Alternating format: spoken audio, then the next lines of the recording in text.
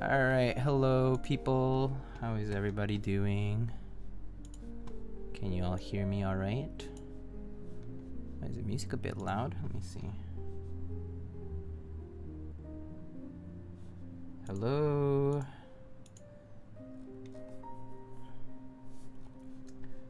Let's see, music's kind of meh. I'm not feeling it.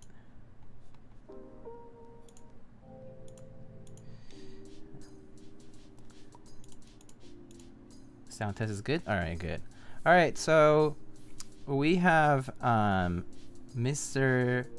Zacheadams in voice chat with me today. I'm gonna set him up, so give me like 1 second.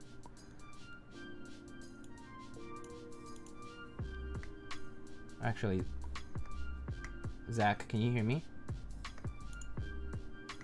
Zach, can you hear me? Yeah, I can hear you. Yep, I can hear you. Can you say stuff? Let me see if okay. So I want chat to say, like, if they can hear Zach or not. So say stuff. Okay. Hi everyone. This is Zach here. I'm the the person who commissioned this board from Bizo and ran the group by. Okay. Oh, glad to hear that you guys can hear me. Yeah, sorry, I talk super loud. So feel free to turn me down. Okay, he's a bit. Okay, so he's a bit loud, so I'll turn him a bit down then. Okay, give me 1 sec. And then source window capture.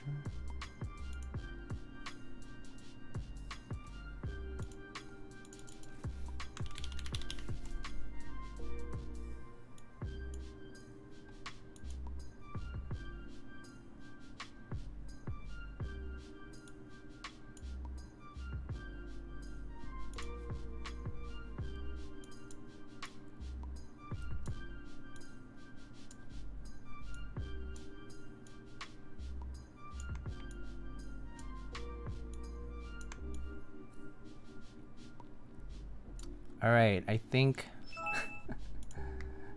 I've set you up on the Perfect. on the window now. So, hello, welcome. Perfect. Hello. And I sent a message to all the people on the dispatch to let them know. Oh, you didn't have to do that, streaming but another build. Thanks. No, I do have to do that because we always notify all the people when these are getting built. This will be the third one built. Gotcha.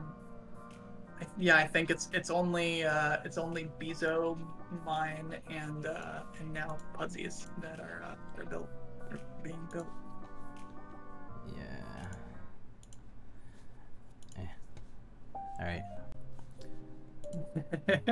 we're gonna build it without you. So push to talk is kind of weird for me right now. It's like for some reason it's not. I'm not sure if it's activating when I'm on Streamlabs for some reason, which is really weird. So I'm gonna test, but like let me know if you like hear me. Well, actually, I guess not. Yeah, I guess not. I guess I'll actually just set it up without push to talk.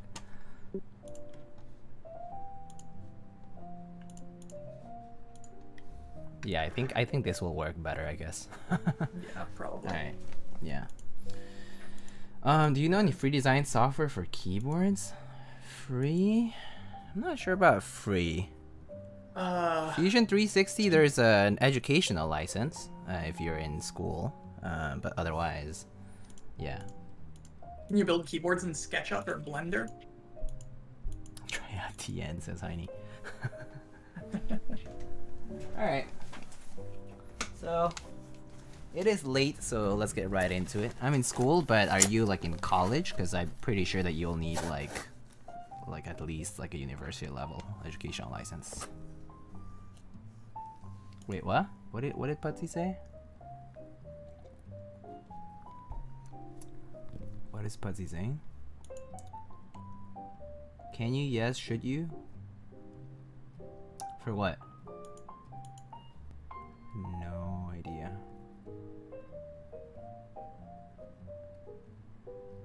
You didn't say anything before that. Okay. Don't mind me? Okay, I won't. As usual.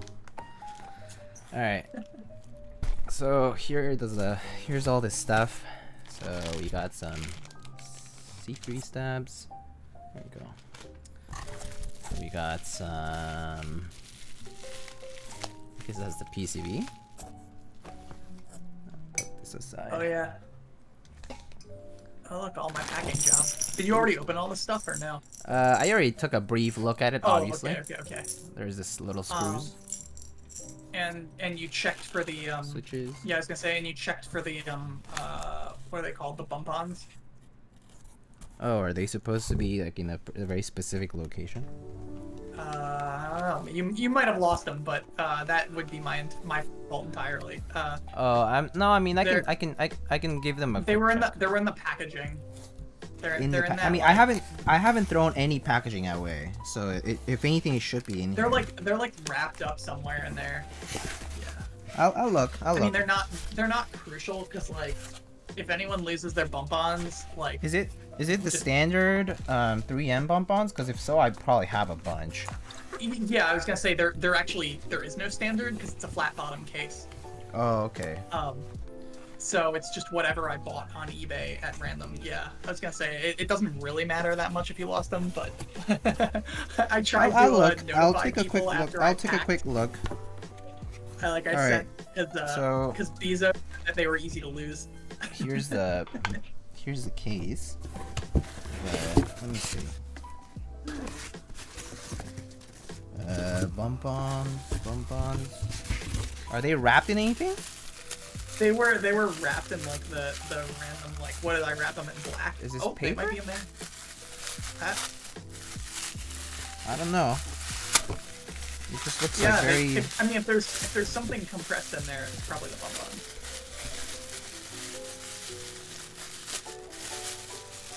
Oh, you're right.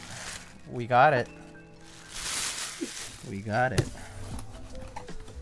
Nice.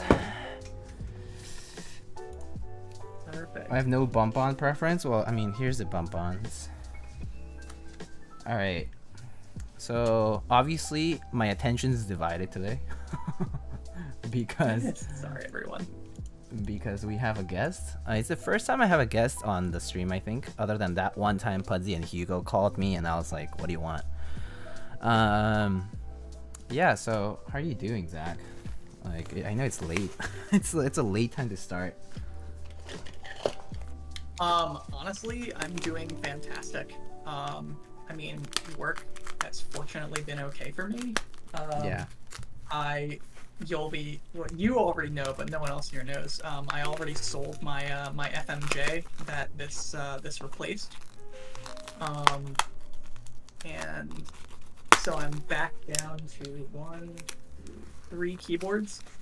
And hopefully that's where I peak. I would like to have no more than 3 keyboards. That would be ideal. I mean that's pretty good in my opinion. It's like one to swap, or like one that's kind of extra, right? Kind of like out there. Yeah, I mean and then one for work and then one for home if exactly. you were working. Yeah, that's the LZGH is the extra one. Yeah, exactly. And then I mean, I'm probably just gonna leave a rubber dome at work instead. Did you kind of always do that though? 3 boards, 2 or 3 boards at most? I did, yeah, but I had a period where I had a lot. Okay, that is true. Yeah, that is true. I've seen you go through your phases. I had a brief period this year where I had like 5. I have like 15 keyboards right now. Yeah, don't ask me how many keyboards I have. Yeah, it's too many. I can't fathom it. I'm about to like sell. So I mean, beyond keyboards, like I have a lot of hobbies, but I don't want a lot of stuff in each of the hobbies. Yeah, so I mean that's the thing. Weight not great? If I had like more hobbies, like many more hobbies, especially collectible related hobbies, then I would trim like crazy, because I don't like having a lot of everything either. But since keyboards are kind of a main right now, it's like I can justify it. But then once I pick up something else, I'll clear everything out. And as for the weight, weight is okay. I mean, like I can carry it. The only thing that I could see people kind of like slipping on is like because it's like You know, like you could pick it up like this. Flat case.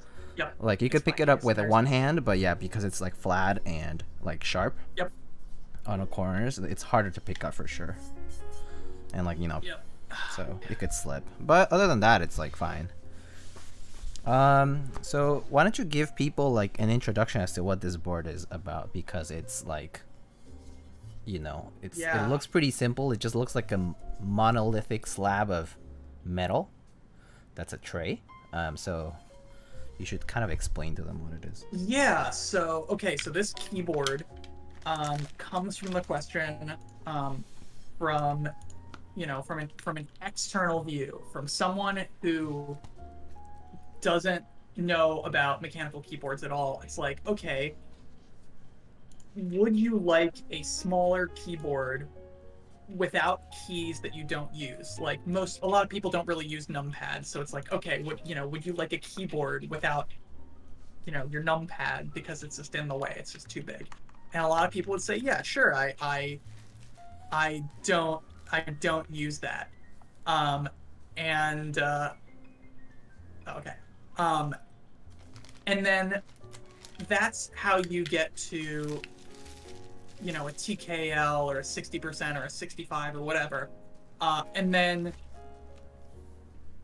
you know, when you get into a hobbyist community, then it's like, okay, well, you know, what if it weighed a lot and people add, you know, their fancy flourishes and these brass weights and these steel weights, and they're like, oh, cool, you know, let's make this keyboard weigh a bunch so it can sit on the desk better. And so then you go from a 1 pound keyboard to a 4 pound keyboard. And then some asshole like me is like, okay, well, what if you had it weigh an unconscionable amount? Like, what if the keyboard itself was the weight? Gosh. I designed this with Biso with that in mind, that it would be so simple that all of the design decisions would further the goal of increasing the weight. So we made it lower but raised the floor on the keyboard, so that it was a little taller and had a thicker base. I see. Yeah, it does seem pretty low. Yeah, the logo is incredibly incredibly simple with minimal cut. And the plate is outrageous. The plate is ultimately the best part of the entire experience, in hindsight.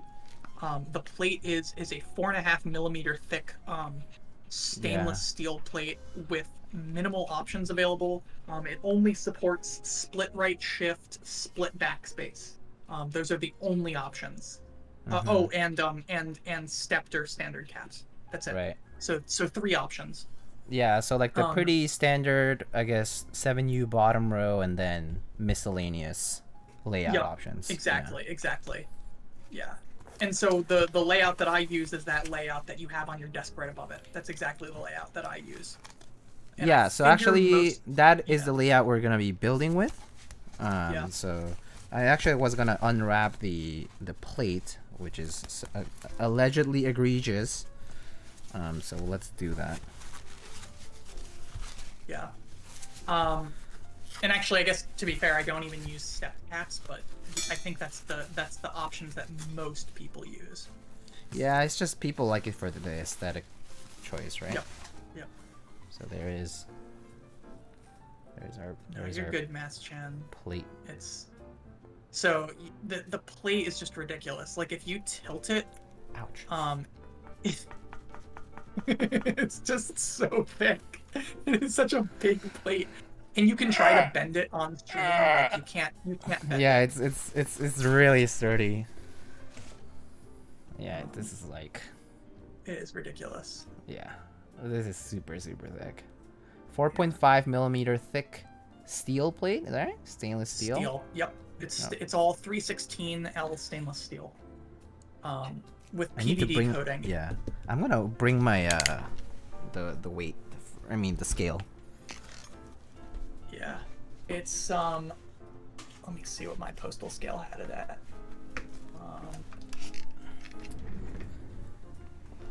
Lightning, we need a push-up redemption. I believe I had it at 2,704 grams, something like that. Yeah. Yeah, 2,704 grams on the case and 442 grams on the plate. Yeah, so let's verify that for ourselves here for chat. So there is, well, 2697 here on my scale, which is, you know, yep. It's still yep. it's still like it should be. That's margin of error for sure. Yeah. They're all, it's somewhere in that realm. Yeah. So basically 2.7 kilograms for just the case. Yeah. If you're off by 7, there's a difference of 7 grams between two scales on the 1,000-gram level. So that makes sense. Yeah. Margin. Also, I have like mats and stuff, so there's that. And the plate itself is like basically a pound. 400 did yours? 438 here. Okay, yeah. So your plate's reading higher and your case is reading lower. Oh yeah. Wait, actually, no, they're both about 4 lower. Yeah, yeah.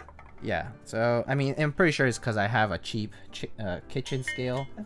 So, you know, that kind of makes sense to me. So, yeah. But yeah, so just the parts without assembling is already like 3 kilograms, essentially. So it's pretty hefty already. Yeah, it weighs yeah. To compare, it weighs more than a TGR Jane with a brass weight. Yeah, I'm sure. Yeah. Yeah. Just gonna do that so that it doesn't tinkle or anything. Okay. Yeah, the plate is about 1 pound and the board is about 6 pounds. Yeah. Maybe I'll just do this. And it's not just the raw weight. It's like the distribution of weight is very different because when you have a weight on a standard aluminum keyboard, it's like the heft is centered wherever the inset weight is. Yeah, right. Where the through weight is located. It changes that distribution completely, which is really weird when you're picking it up. And again, it makes it way harder to pick up, which is probably inconvenient. But that's not something I really considered or cared that much about. Yeah. So like the other thing to add is that not only is a lot of this stuff done for weight, but it's also done for simplicity. I like the idea of having a one-piece keyboard. Like, I know tray mount has kind of fallen out of favor. I know. I still like tray mount personally. There's so many conveniences around it, but you know. Yeah, I mean, it's got to be easier to build. But it's also like more importantly to me, it's just really simple. I like the idea of having like one, like you said, a monolith that's just one big piece. That you cut some stuff out, like carving a statue out of a slab of stone. Yeah, that's pretty much what this is, right? Yeah. It's just a big chunk, and they just cut out a good portion out of it. That certainly, in hindsight, added a lot to the cost of the thing. Right. Like, it's way easier to have like a multi-piece keyboard on some level and manufacture it because you have a lot more like excess material to work with because you're making smaller pieces. On this, it's like you have to have the steel thick enough already that you can just cut into it and only take so much off. And if you screw up, then you have a lot of materials loss. Yeah, that makes sense. Yeah, I mean, do you know if like the menu had any issues as far as like having to throw cases out because they were defective or? So as far as manufacturing, or like if you had to replace anything, they didn't have, to my understanding, they didn't have any issues actually getting the thing together, and there is a little bit of variance on like the tooling marks. Particularly on like the outside of the cases all look great, but the inside of the cases like vary at least a little bit. They're all A stock. Mine was the only B stock one, and it had just like a gash in it where like some drill bit clearly broke. Was it on the inside? It was on the inside. Oh, so it doesn't really matter. Most people, I don't know how people grade stuff. I graded it B stock. I picked that as my own. Right. But whatever.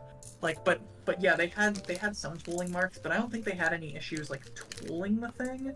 Where they had issues is in PVD coating. And that I know makes sense. people on stream won't be able to see it, but you will be able to see it on the internal edges of the case. There's some rainbowing. Yeah, there is. I think it should be really, visible to people. It's on the edges. You can see it like a halo at the corners. Yeah. I don't really know how to. Yeah, I think on stream it doesn't. You can't see the chromat. Oh, you can see it a little bit. You can see it. You definitely can see it. The chromatic nature. Yeah, I don't really know why that is. I don't know the like mechanics behind the PVD coating. Right. That would cause that, but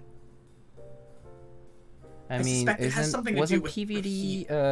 Yeah, isn't it like a vapor deposition of particles? So like it basically is like blasting it with a medium. Yeah, and I'm sure that in doing so, maybe some parts get unevenly coated and just just like white is a combination of all light colors and black is a combination of all pigment colors. If you have any sort of separation, right, you could get a gradient easily. Yeah, if I had especially when doing something like black. Yeah, beyond this like surface scattering, I suspect it has to do with heat distribution because where there's the most chromatic is where the material is thickest.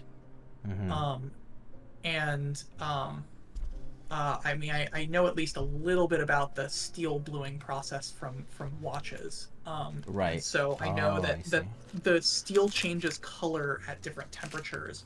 And so if the temperature distribution was uneven in those thick areas, that would cause that. Right. Yeah, I mean, unfortunately, like this board is just not going to be available for people to own. Like for people in chat, I charged people. This was a board that I sold to friends at $700. And for anyone who saw my post and really read it in depth on mechanical keyboards, and if you want it, you can search by looking up my username. If anybody has a link already, like feel free to just post it in chat because I don't mind. Yeah. I took an absolute bath on this board, selling it to people, and like 3 or 4 people like paid me extra money just as like a tip, like a thank you, to like help comp how much I took a bath on this board. Yeah. But it's like, yeah, I mean, if I were to do this again, I would have charged at least $1,000, and that I still don't think I would have really made any money. You would actually do you think you would have gotten still like 10 participants who would have willingly just gotten it? Probably. I think most of the people, because I know there are other people who approached me afterward. Like once people knew about it, knew about it, they were much more willing to pay.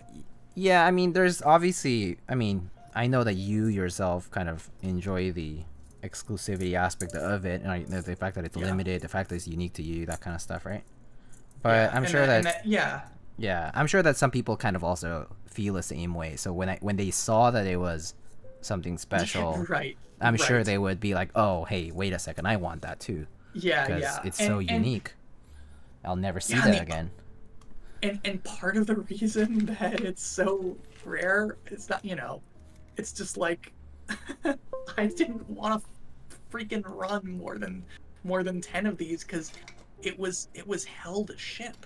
I mean, it was really hard to like generally run the buy. It takes a lot of effort, and people really underestimate how much effort is put in.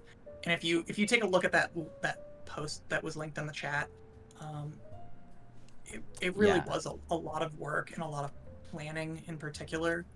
I mean, there was some time investment in packaging it and in QCing it, but that stuff doesn't take that long. It's like a couple hours.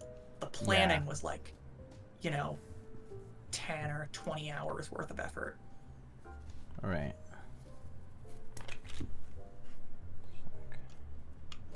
That makes sense though. I mean, I personally do feel like most group buy runners, at least the people who have been around for at least like 3-4 years, most of them all started with pretty small buys. Like Keycult's first buy was a private buy of maybe like what, I don't know, 20, 30 units. I think it was, like, yeah, I think it was 20, right? Yeah, something like that, right? The number one. Yeah, the first one. Yeah, it was just like 20 or 25. It's like 20 units. It was all friends and family too, so it's like all people he knew personally, or like at least had interacted quite a lot on Keycaps and other places.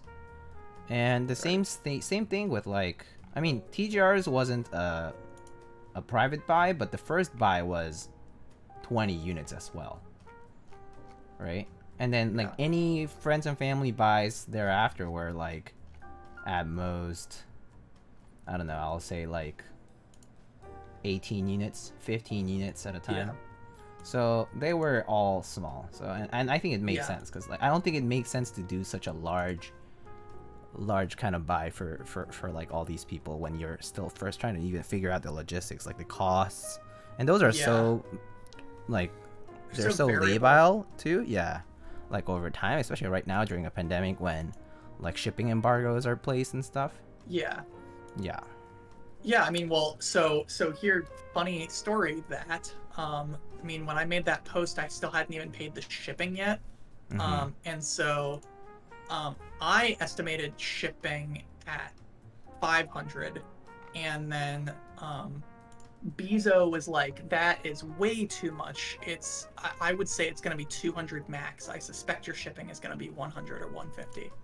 Oh, wow.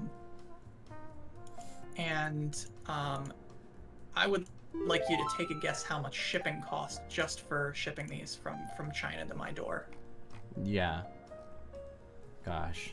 It was $500. I mean, so shipping, also right. shipping out My gut was right.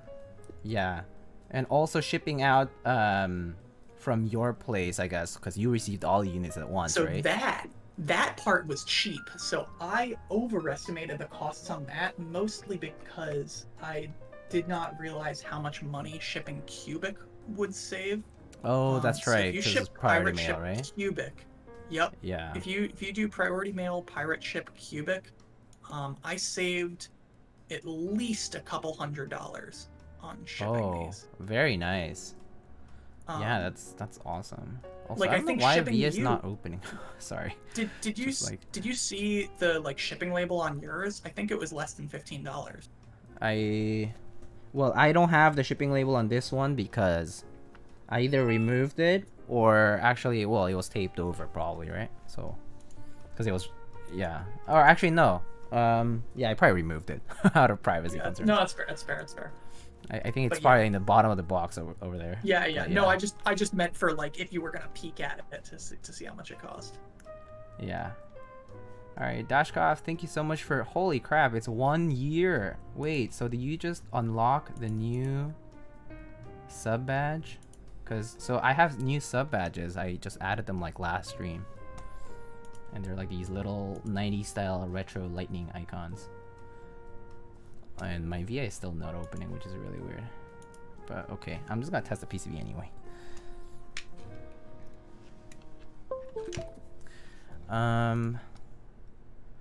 Yeah, I mean, at least you were on the mark after all that, right? Like cost-wise. Well, so I was under the mark because Biso. This is not Biso's fault, but Biso had never shipped something this heavy, I think, and he basically he estimated shipping costs at maximum of 200. Yeah. And so I was like, okay, you're the expert here. I'm gonna estimate it at that. But it was 500. I was right. My gut was right. Yeah. So, so I undercosted that by a lot, and that like also ate, another $300. So I took a bath of like $2,500 on this whole thing. Oh wow. So, yeah, I mean, it's like I've got like a key cult commission worth of bath taking on this this private group buy that I designed. But I also got a keyboard, and I've still got an extra unit. So in the end, I'm hoping I'm only out like realistically somewhere in the realm of like $1,000. $1,000, yeah. It was that sounds. It's like that sucks. It sucks, but like that is. It's passable. That's okay. Yeah, that's not bad.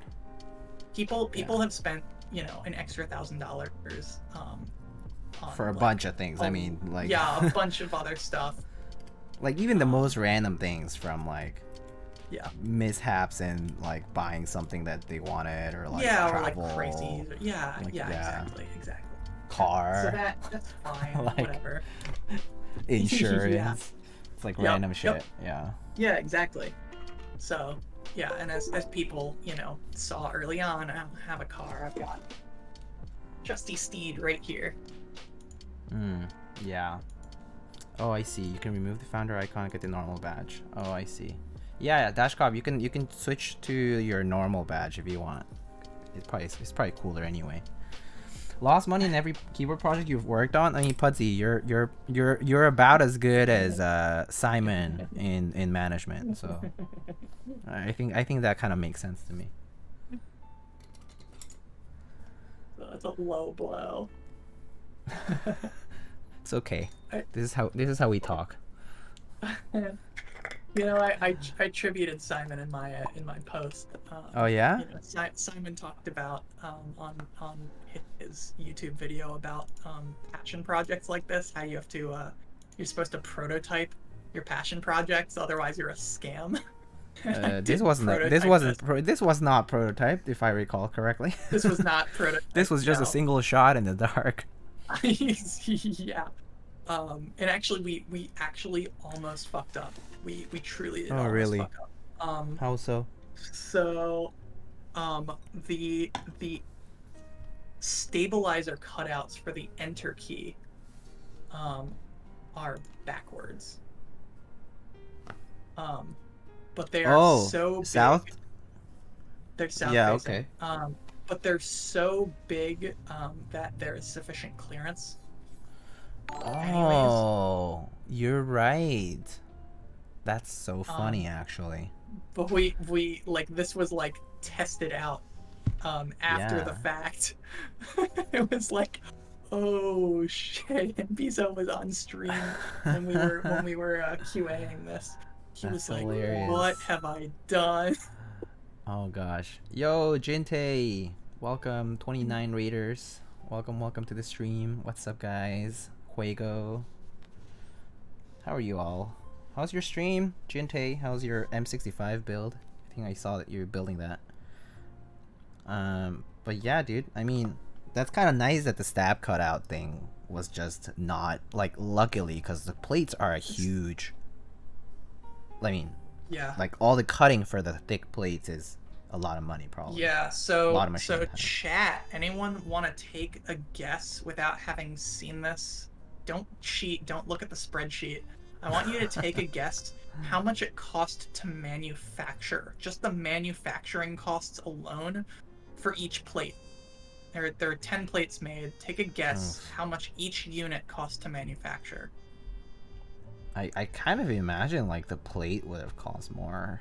Like, I mean. Yeah, for the plate, for each plate. It did not cost more than the case at all. Yeah, $350 says Tokyo Press. I wonder how many people are gonna. $80 says Dashkov. I'm not sure how close people are gonna get. I think he's gonna be all over the place. There is gonna be all over the place. Yeah. Yeah, and they're totally splitting it. They cost like $175 a piece. 175. Wow. Yeah, I mean, but still imagine like it's like how many people would pay $175 for a 60% thick plate these days, you know? Like no one would buy that. 150 Poner was like just close. I mean, but Poner also has knowledge of manufacturing, so yeah. So the plate was like the plate was like 30% of the cost or whatever that was. Oh, Jinte said he has PCB problems. J65 PCB just bricked. Oh, rip.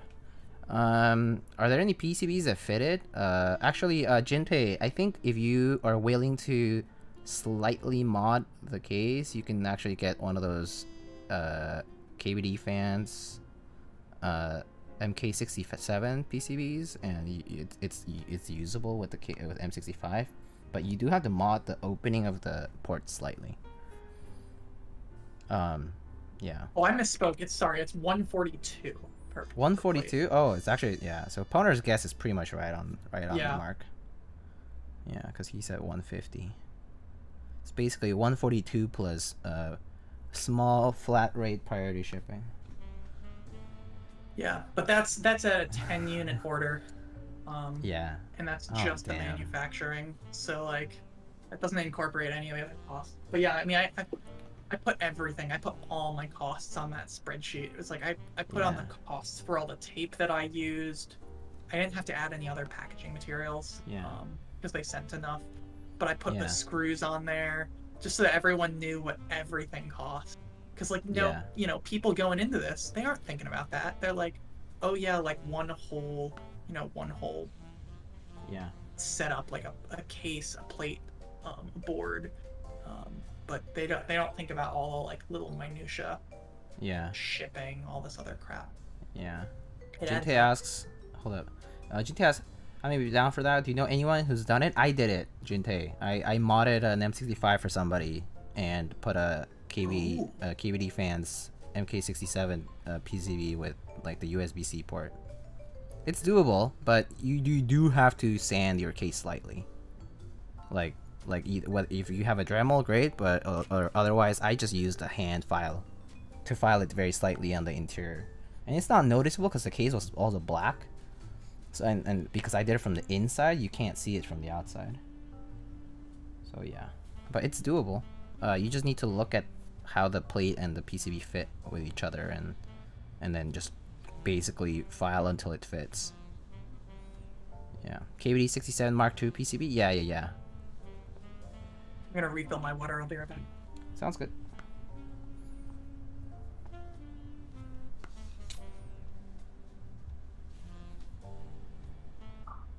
Anyway, how's chat today? Wow, there's quite a few people for a late night stream on a Wednesday too. So welcome y'all. Thanks for the info. No worries. Let me know if you have any questions. I mean, but yeah, I think it's worth a shot. Just do know that you'll have to file it though. But if you're okay with that, it's actually kind of worth it, just because, you know, USB-C and like, you know, QMK, all that stuff. What is Little Z? So YKZ boards. Little Z is this tray mount board over here. It's a tray mount keyboard made out of PVD coated stainless steel. It weighs 2.7 kilograms for just the case without anything. And then the plate is a 4.5 millimeter PVD coated stainless steel plate that weighs about 1 pound. So that's like about 450 grams for just a plate as well. So all in all, it's like a 3 kilogram case without a build in it.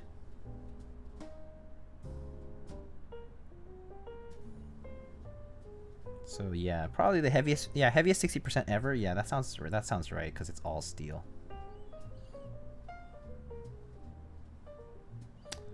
Anyway, so I'm currently lubing some C3 stabs, and we have these MX Blacks. They've been, just the spring has been lubed. It's 62 gram springs. And then just with a film, TX film.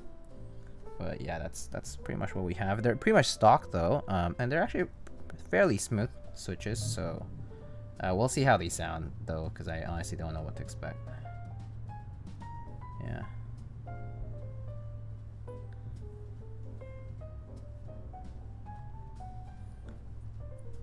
Welcome back. Thank you. I just realized I have I'm using one of the spare bump-ons on my bathroom door because the fitment with my that's random. with my wall is not close enough, so I put one of them near it so it wouldn't like bump around as the pressure changes in the bathroom from the wind. Yeah. Oh, I see. I mean, if it works, it works, you know. That's homemade solution right there. I'm gonna head out pretty late for Wednesday. Have a good night. And Lightning, if there's one song I 100% recommend, it's Lean Back by Potsu. I Miss You by Nito. Thank you. Thank you, Chillgam, for the playlist too. So Chillgam's a viewer who made like a Spotify playlist and like sent it to me. So I've just been like trying to see what other music's out there, I guess. Pretty nice of him though to do that. Sign up because I got work tomorrow. Definitely gonna watch a bot later. Thank you so much, Mafleeted. Have a great night and a good work day tomorrow. Potsu is pretty good. Yeah. I've been listening to him. Really fun. Boppin'.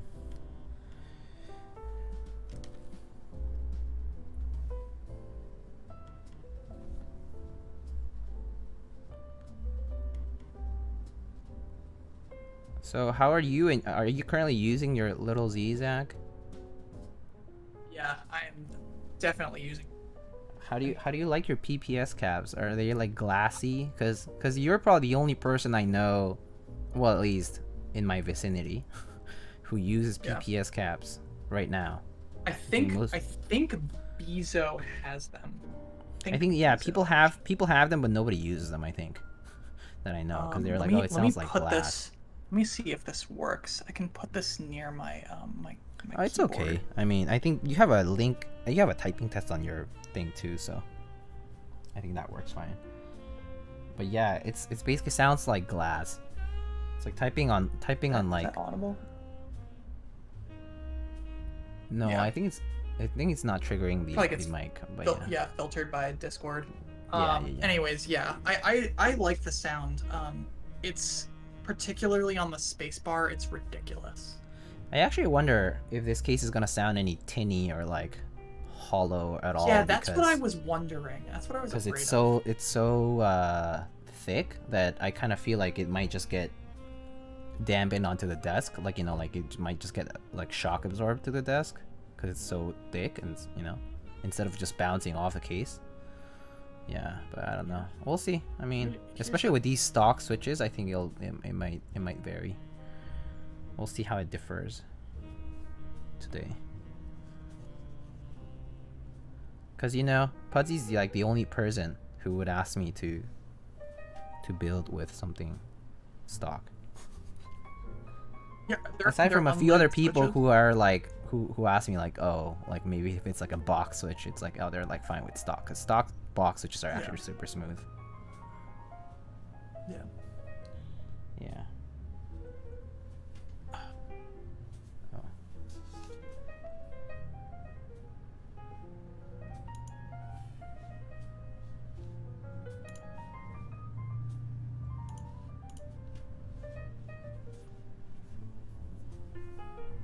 I just don't really like lube switches. I mean, yeah.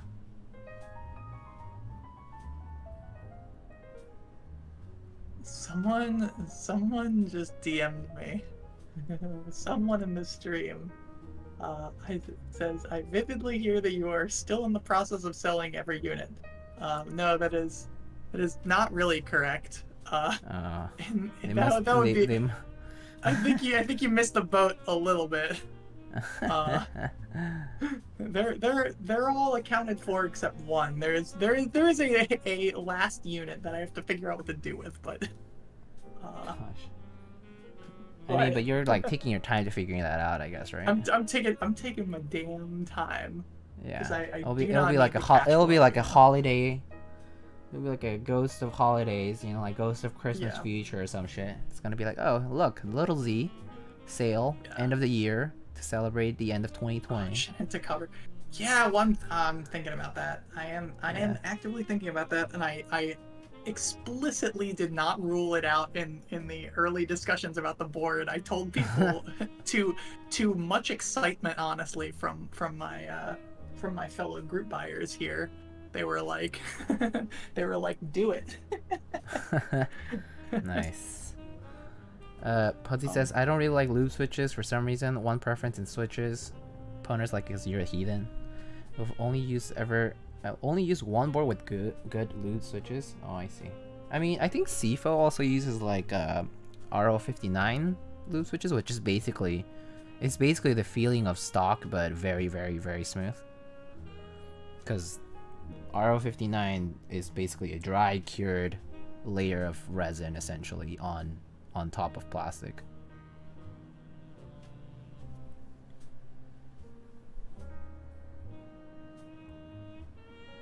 But the sound of stock switch is actually not as bad.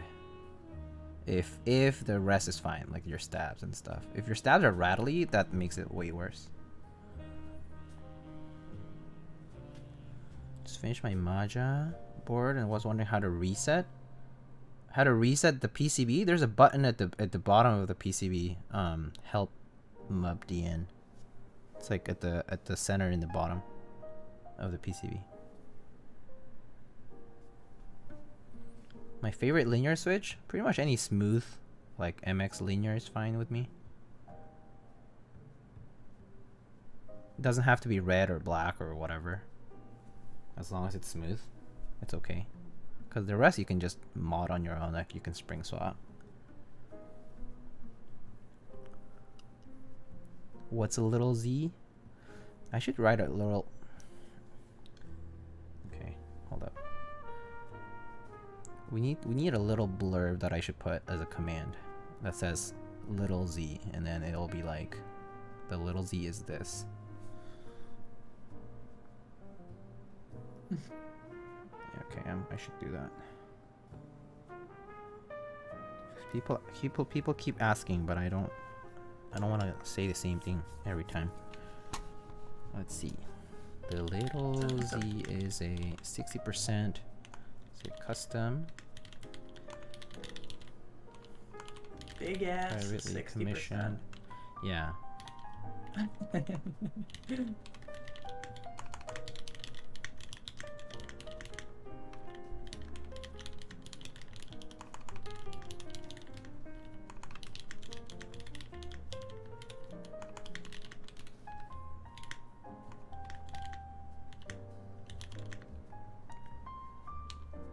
I'll just say 450 gram, 4.5 millimeter.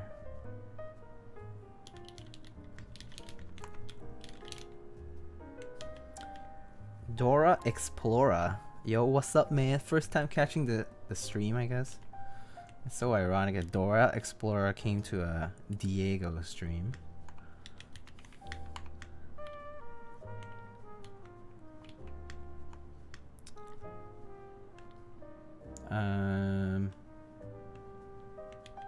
Okay, I'll do that as a command, but I'm gonna put it up in stream on the bot.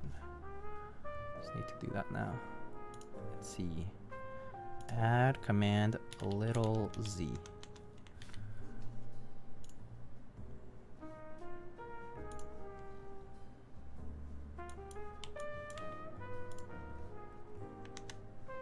Alright, I think there. Caffeine connoisseur, my keyboard, just do exclamation keyboard for that. For my keyboard, my current keyboard. Streaming is moving in slow-mo? Is it? Is my streaming in slow-mo? I don't know. My frames are fine. Yeah, my frames, I don't see any frame drops right now on me. So I'm not sure, Roro, might be on your end. Okay, it is spiking a little bit, but it's not too bad. How am I liking the ogre? Yeah, I think that it's that board it's is a really nice, gorgeous. it's like the opposite of your board. It's I mean, similar characteristics as far as short, like low front, like low angle. But it's the opposite as far as it's like really light, really tight. As far as like the bezels go and like all the fitment goes, right? It's super tight. And so it's pretty nice. It's like perfect for anyone who wants like a very light keyboard that's like comfortable to use. For like just for like daily use actually. I really like the design. It was not hard to build, like, you know. Yeah, and just like the details like stand out. I mean, just like the Z logo, right, is the same thing as like the ogre logo, or like the ogre engraving. It's like pretty. Yeah, it's like simple and complicated, really and and he did a really good job. Like, I mean, the buy was handled really well too. I think it's like what 35 units. Plus minus, you know, however many else he might have ordered. And then he did it in like 3 months. 4 months? I think he did it like basically he ran it in the summer. Well, his buy roughly spanned between when I started my buy and when I ended my buy, but that included like a month where he was just taking orders, whereas like I ordered them all on the spot, and then just waited for people to pay. Yeah. So the ogre is pretty it's really nice. But it's pretty much the opposite of your case in the sense that it's just like the lightweight version of it and like soft. And like very, very tight. It's really good. I mean, it was like the board I would probably take to like work, actually, because it's like nice and small and easy to carry. Yo, Gringo, what's up? Life's good. Life's busy actually. I'm currently busy doing research, I guess. Actually, last night I pulled an all-nighter last night because I have a deadline for Friday and they changed like 2/3 of the work I did per feedback, so it was not unjustified, but I had to like stay up just to make sure that things were to my criteria, I guess. And so stop being dumb and sleep more per my feedback. I will.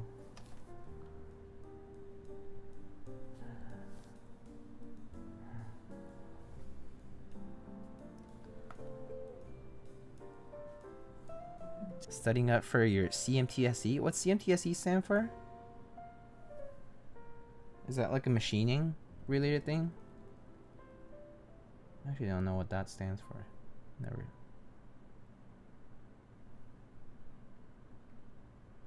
Okay, so I only have a meeting at 11 tomorrow morning. Oh, nice.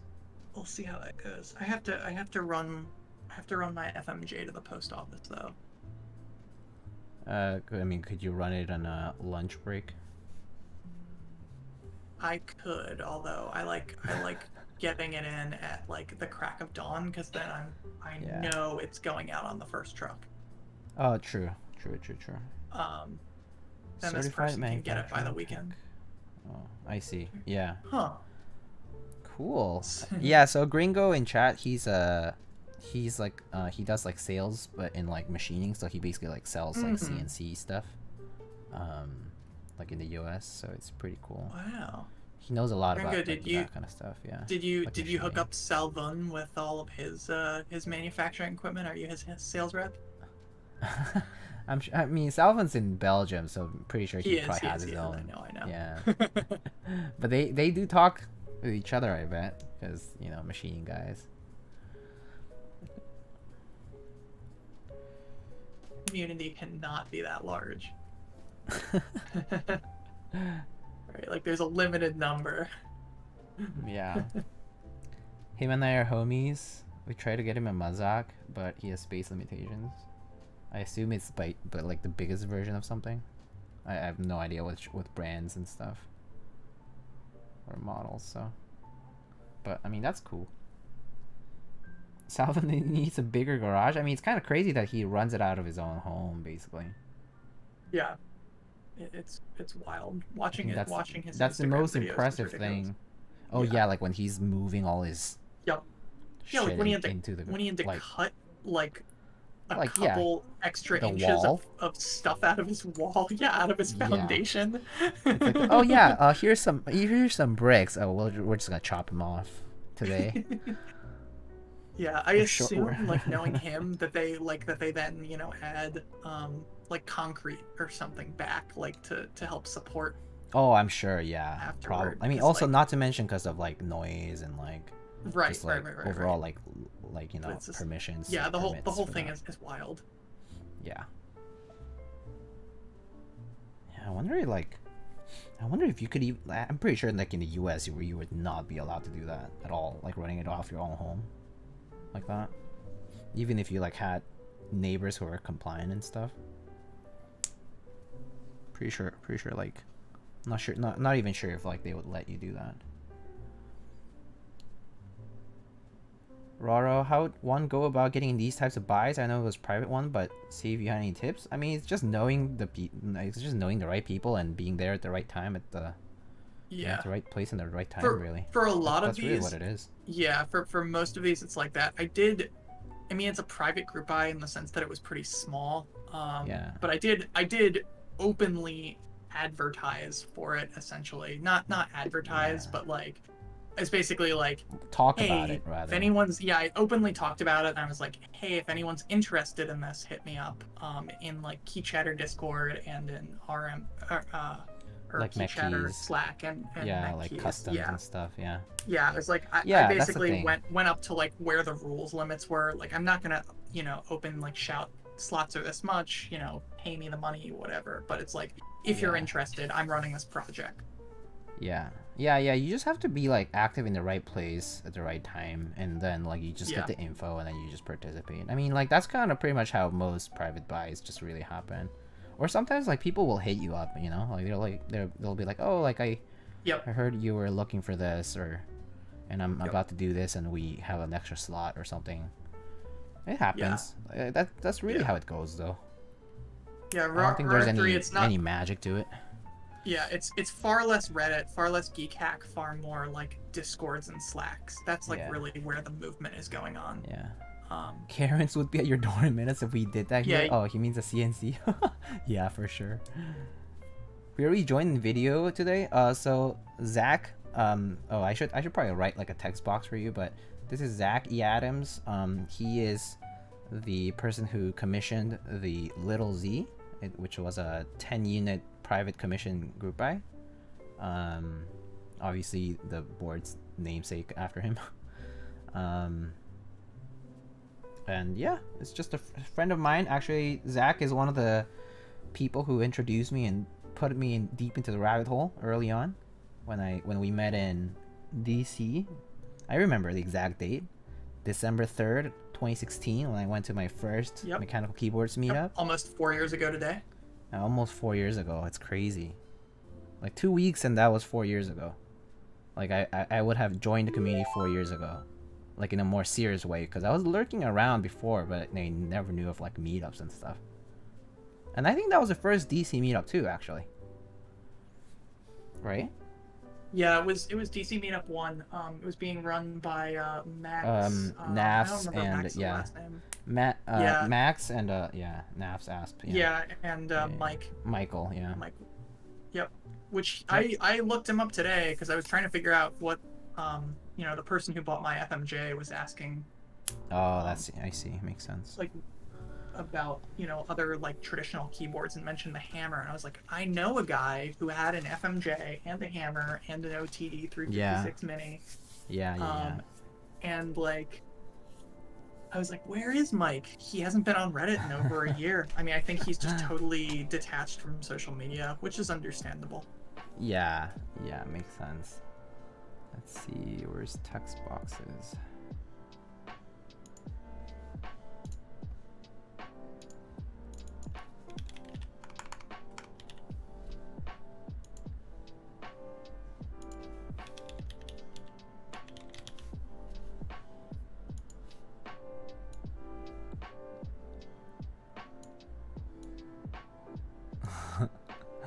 Jank AF text box. There we go. It works. I miss Navs. Yeah, Mike, he was a good dude. Yeah, for sure. Yeah, I miss talking to him about stuff. A lot of cherry stuff and just like random stuff. Yeah. Mike was such a cool dude. Such a nice dude too. Such an awesome man. Yeah. I mean, he like, I think he cashed out at least some of his keyboard stuff. I'm not sure. He cashed out some of his MISC. And he may have sold his OTD. I'm not sure. He may have. I'm not sure if he did, but yeah. Because he bought that Rolex President. Like just before the DC Meet 4. Yeah. DC Meet 4 was the last time I saw him. I know that's where Derek saw him. Yeah. And he had just bought a Rolex President. Yeah. I mean, yeah. Like his Braille watch and stuff. And so he was like planning on and then he like moved and stuff. So yeah, he moved back to Cali, I think. Yeah. Because he had lived in Cali a long time before here, and I think he missed the lifestyle. Yeah, well, he had like a lot of personal things going on, remember? Yeah. So yeah. Yeah, and like, but like other people in his life were also like out there. Yeah. Oh, for sure. Yeah. Yeah. Whereas like here it was just like, it was us. It was, Like, yeah, pretty people. much actually. It was the keyboard people and yeah, I think that was it really. Yeah. Yeah. His mini moved over a year ago. Yeah, that sounds right. Pretty sure that was sold a long time ago.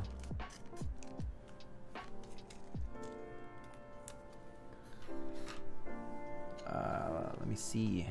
Yo, Helpy Mubdien. I'm not sure how to pronounce that. Thanks for the tier 1 sub.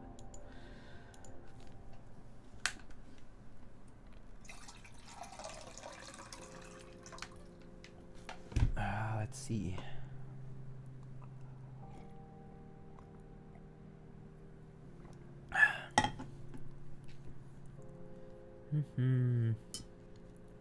What do you prefer, tangerines or alpacas? I've tried more alpacas than tangerines, and I've had good experiences with them. So I guess in this case, I'll just say alpacas out of experience. But I think most people say that all JWK switches are pretty similar to each other. So yeah. Love that PCB color. It's like matte black. Yeah. So everything in this is basically black. Yep, everything that could be black is black. Is made black, so yeah. The screws are black, plate's black, the case is black, the PCB is black. So I don't know what stabs Pudsey sent over. Pudsy's using like the dark gray color from C3. Okay. So they're basically monochrome, yeah. Still. Yeah. So on mine, I got the same stabs, except I got RIT dye and I dyed them to black. Yeah. Lazy Pasta, what switch do you use on your daily everyday keyboard? Pretty much that, like JWK linears or MX blacks, like smooth linear MX black linears. That's pretty much what I use, or Topre. I use Topre a lot still, so yeah. I have a command. Springs are black. I have a command that's fave, like FAV switches. There. Oh, whoa, that's a good command. Yeah, like even the springs on my keyboard are black because I figured if I'm gonna do it, I may as well just overdo it. What springs are black though? No joke, they are 1UP Keyboard's 69 gram black switches. 60 what? 69 grams. There's 69 gram springs that are black? That's so funny. Yep. I'm gonna have to ask John, JB, who runs 1UP. That's so funny. Although I personally don't really use 69 gram. I mean, I can use it actually just fine. I use like 70 gram, 72 gram, okay, but I don't really use it for a full day. Just because. No, I saw it and I was like, okay, that's gonna be that's the spring. I was like, that's it. Yeah, people are just saying nice in chat though, so yeah, nice number. Yeah. It really is. It's a great number. So I'm trying to think. Was there any? I mean, I don't think there was anything else that was like really weird that I made sure it was black. I mean, I have a custom cable. I mean, here I can tilt this thing down. I gotta move some of my work stuff. Hold on. Yeah. And I can tilt this camera down for a second so that people can see what's on my desk. So pardon me, everyone. Try not to make this a ridiculous stream. I'm wearing Lululemon tights, so try not to be lewd here. Comfy stream. I am. Yeah. So this is the all black little Z. Oh, nice. And the black on black cable. I mean, that's been like that's pretty much what I would expect from you, so it makes sense. Yeah, I don't think anyone expected any different. Any different, yeah.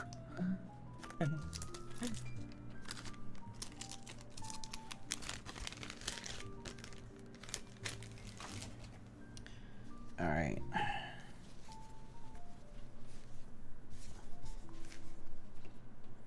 Just thick. I worked with bisoromi. I guess it's the designer is sort of an ambiguous term. It's like I basically gave the specs to Biso, and then he would come back to me with a design. Yeah, I mean, I would argue that Biso's the designer and you're the person who, you're the client who commissioned it. Yeah. Yep. So I think that's right. Yeah. Yeah. Yeah, I think that's probably the best way to say it, because he did, you know, the work. So. Yep. So Biso's the designer. Yep.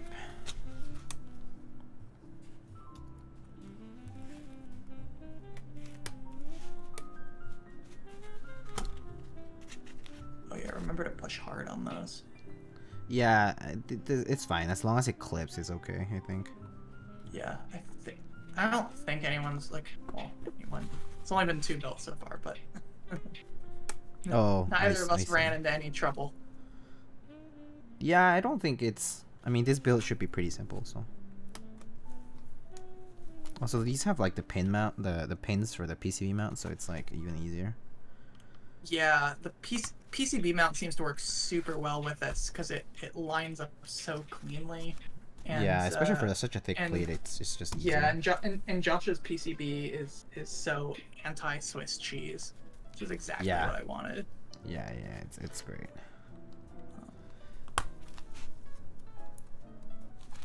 Hearing little snaps. There are not O-ring cutouts. No. O-ring cutouts? No, these are tray, like tray screws, cutouts. Yeah. I'm not sure what O-ring cutouts you might be referring to. It's so big. Yeah. Oh, I mean, maybe he refers to these oval cutouts, but I mean, yeah, because the H60 is the same PCB used in the K and the Ogre and a few other. I mean, it's the same design. It's the same 60% like footprint. And then he just changes it based on needs. Like, you know, in this one he put the USB-C port here on the left side because that was necessary. Yep. But otherwise, you know. Yeah, and there was a bunch of hemming and hawing about that. Where the USB was going to go. Oh, I see. Him and Biso had a lot of back and forth about it, and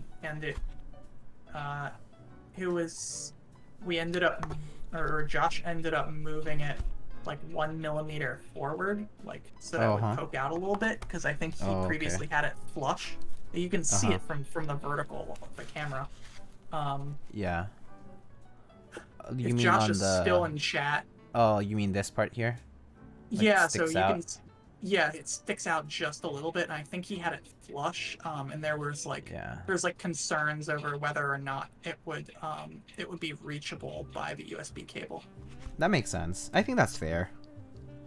Especially when but the cutout's like generously big. I think it's not like. Yeah, I know. So so eventually.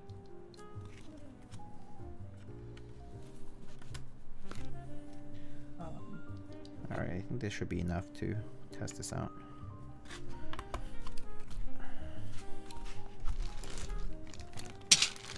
God, this makes me think of when you know, not when, but when people do plate mount switches or the like pinless switches or whatever. Yeah. Oh no, yeah. No. The switches where you have to like line them up and make sure that they're all at the same level. Yeah. Like, it's just like not a thing for this. Right. They're so straight and stable.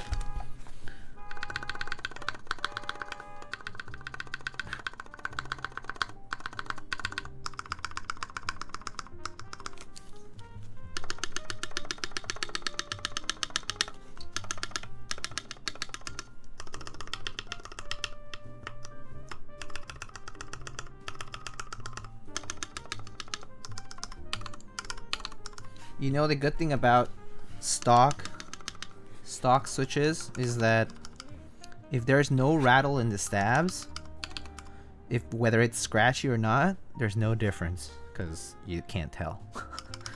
Because the switches are like stock, so you can't tell the difference. Like it's like minuscule, so it's all good. So yeah. Meanwhile, I've got like I went the opposite direction with mine. I have like yeah, you went like full mod. Yeah, my switches each have 2 different types of lube in them, and then the spacebar has a 3rd different type of lube on it. Oh, gee.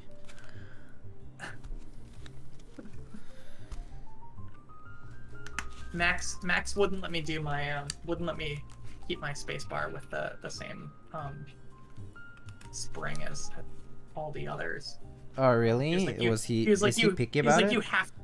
Yeah, he's like, you have to put a 90 gram. He's like, I'm not gonna let you put like a 69 gram spring in the spacebar.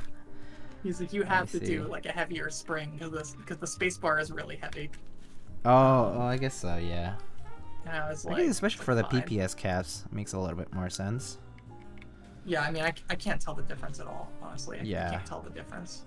But to be fair, I've spent 3 years typing on 72 or 70, maybe 78 gram switches. Right. 72, 78, one or the other. So I just can't tell anymore. And I spent the longest time typing on 100 gram switches.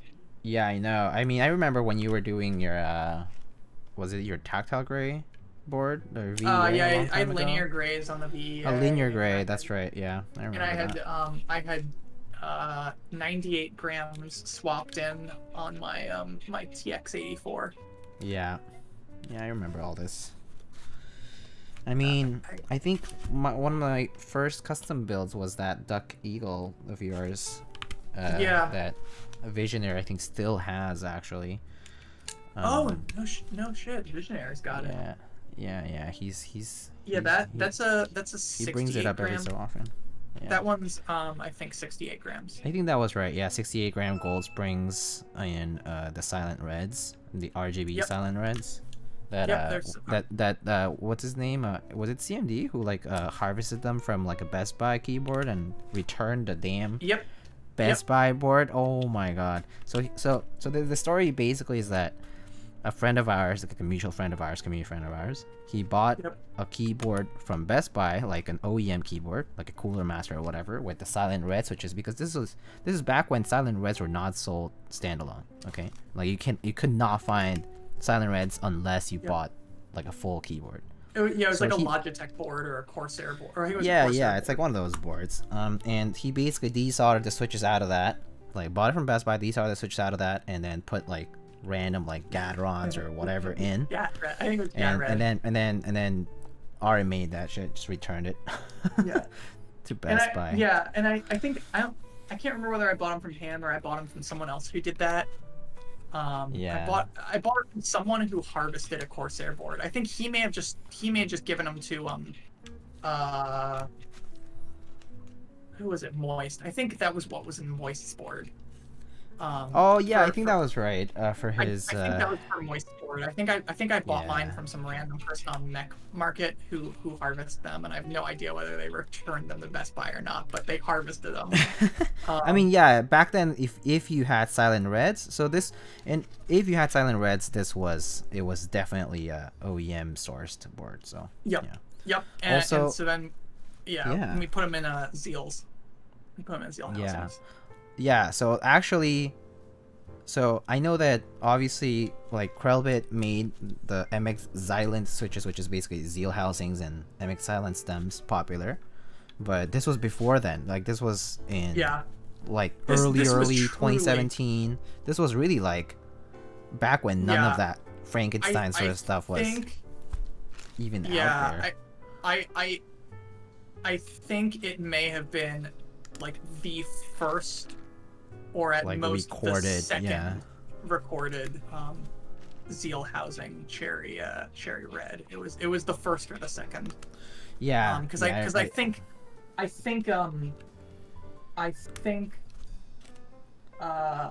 Moist put them in different housings.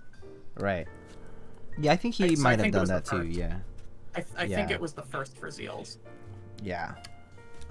So yeah. So yeah, here you go, guys. We are the pioneers of MX Xylens in mechanical keyboard history. It's like if Keycaps can call the holy pandas, we can claim this one. But, I mean, not that it matters really. It was the proto MX Xylens. Yeah, proto MX Xylens right there. And they still exist, you know. They're in a board out there. Yeah. That board is good, honestly. That board is really good. It actually came out super nice. Yeah. Yeah, it was my first full customized like build, and like it turned out really nicely. I remember that night also you were like was it dehydrated? You like came over and you're like super dehydrated. So I had my oh my god, and you like passed out basically. One of my early funny story that was like one of my earlier anxiety episodes. Yeah.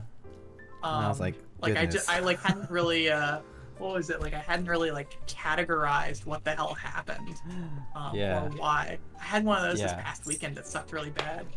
So I got my goldfish here, my recovery food. It's I'm good now, but like damn that shit sucked. That was pretty funny. I mean, it was just like in retrospect I was like, man, that's crazy. Yeah, I was like passed out on your floor while you were building. Yeah, I know. I was like, you okay? It's like I didn't realize, but you don't look fine. Let me bring you some water. Yeah, it's fine. Just drank tea on your ground. Yeah. Like a scrub.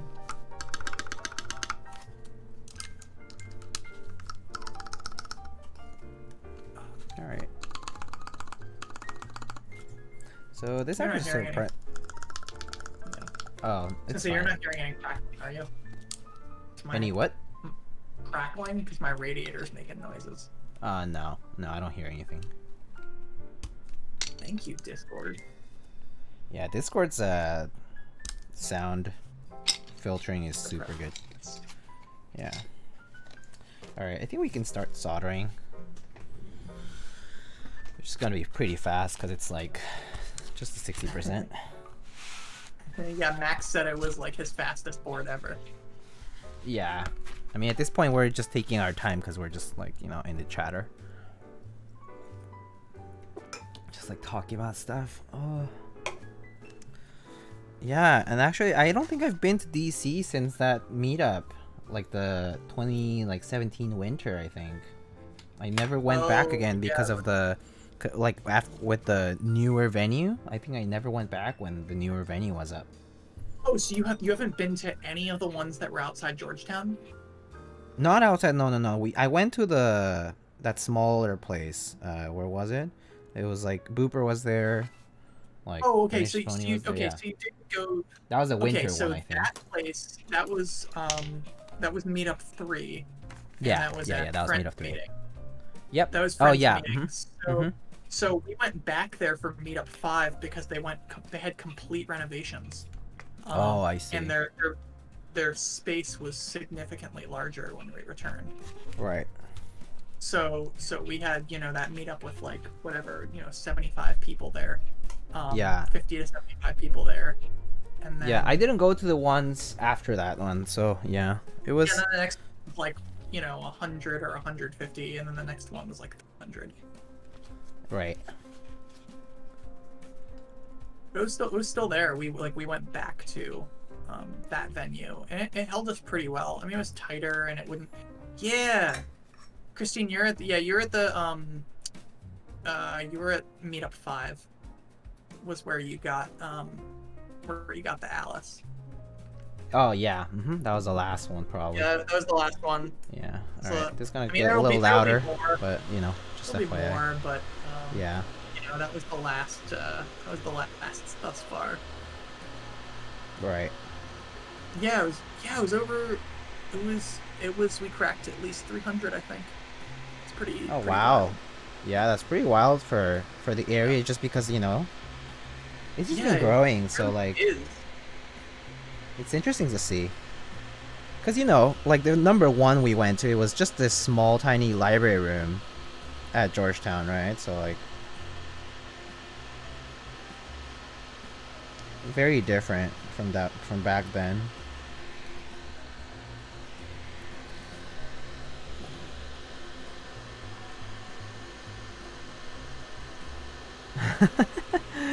Jax just realized that it's Christine.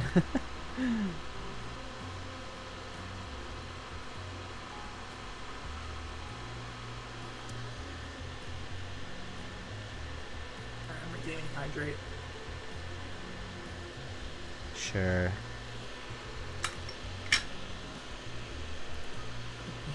You new V-Bergs. Cheers.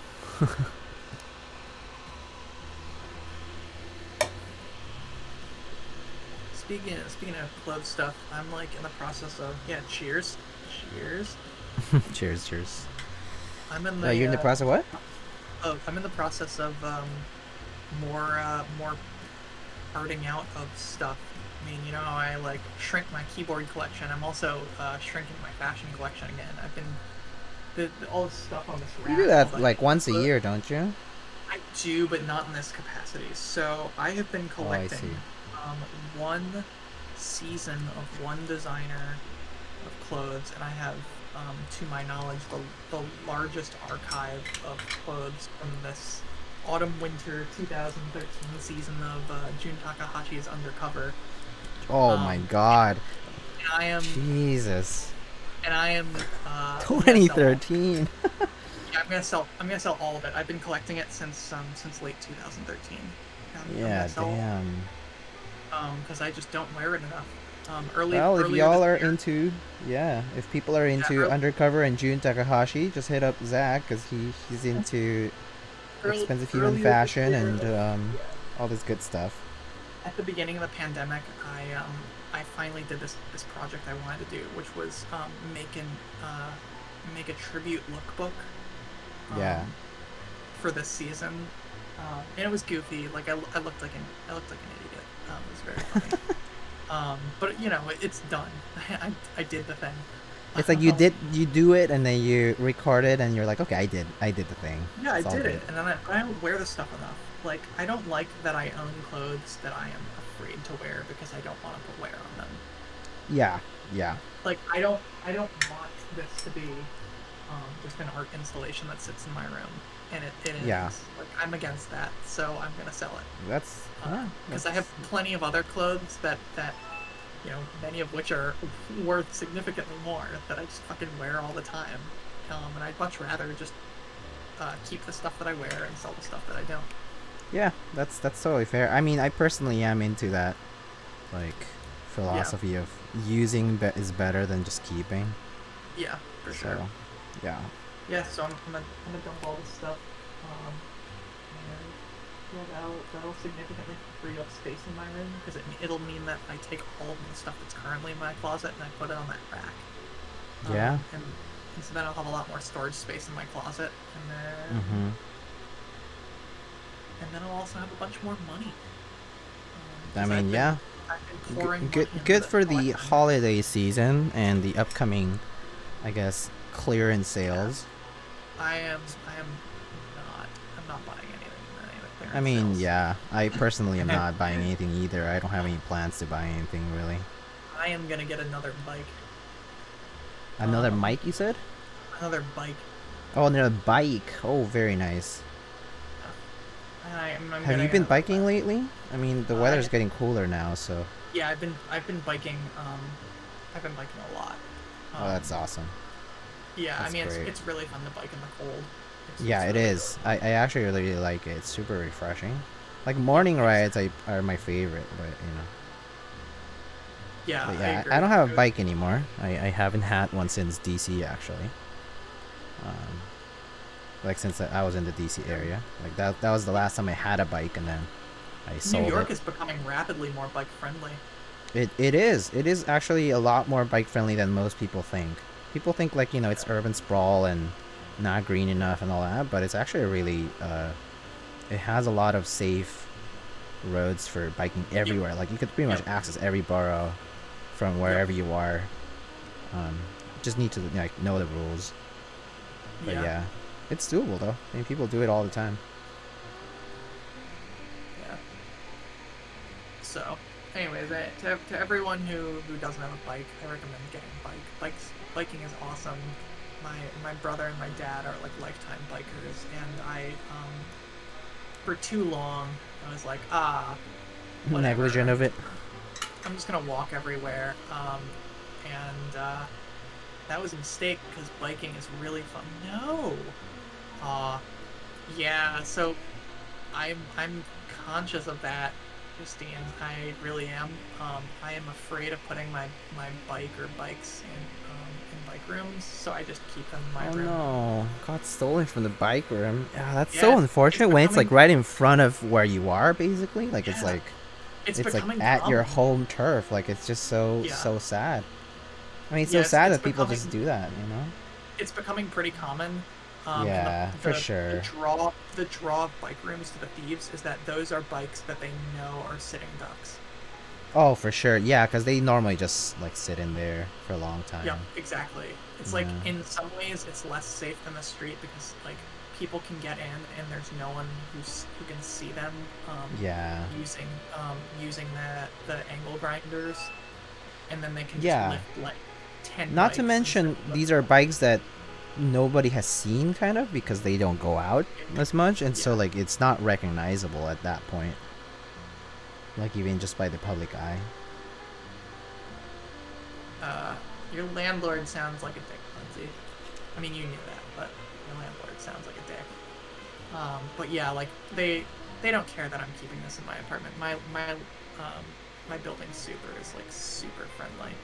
Yeah. So yeah, I'm keeping this here, and then when I get my new one, I guess it'll go at the back. It'll go against the wall back there. Perfect. Are you getting a different style of bike, or are you gonna? Yeah. So this is like an all-road gravel bike. With huge tires. Are you gonna get a road bike? I'm gonna get a road bike. Yep.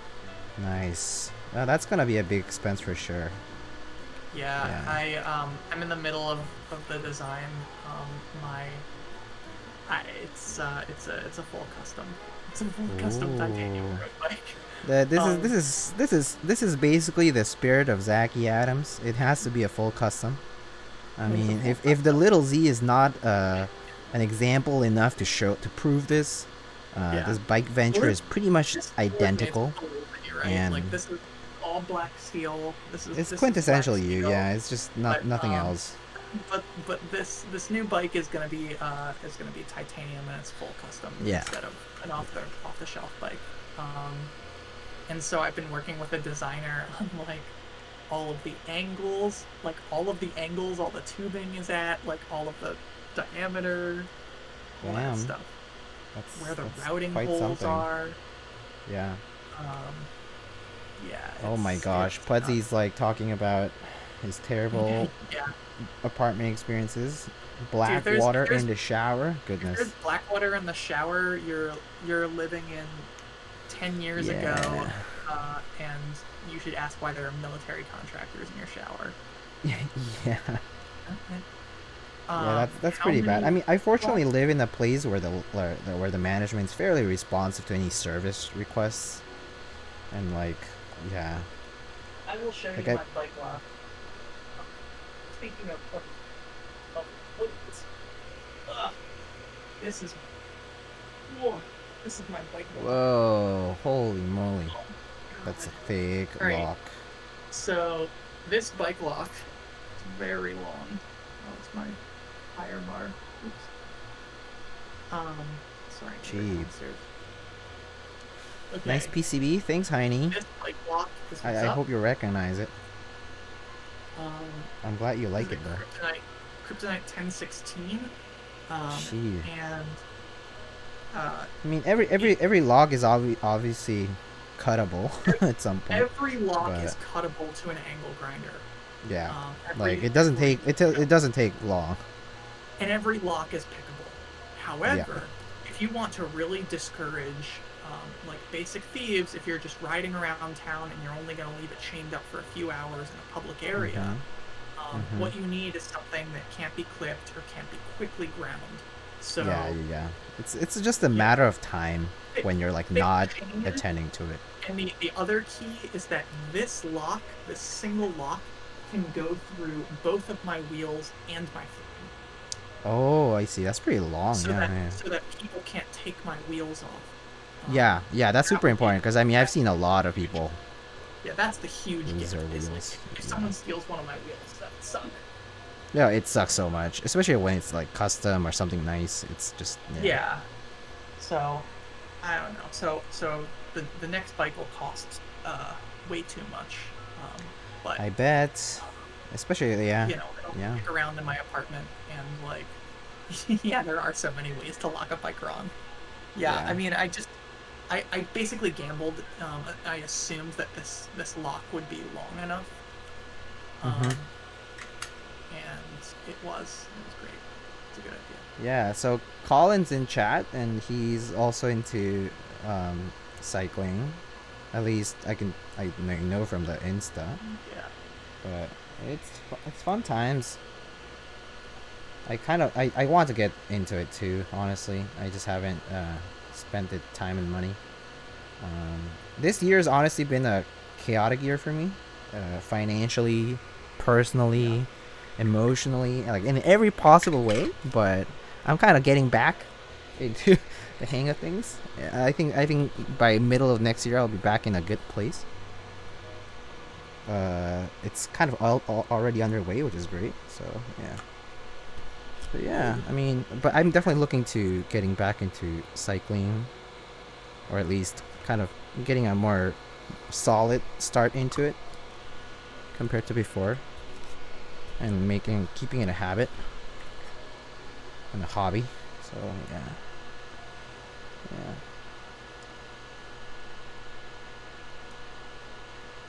And keyboards obviously have taken off for myself as well as like just in general the community. So there's that. Alright, we're done soldering, I think. That was really fast. Just gonna test this out. And for some reason my VIA client still is not opening, which is just, I don't know why. I don't care because the PCB still works. So I think it just has to do maybe with my like OBS. I think it's just maybe blocking the process or something.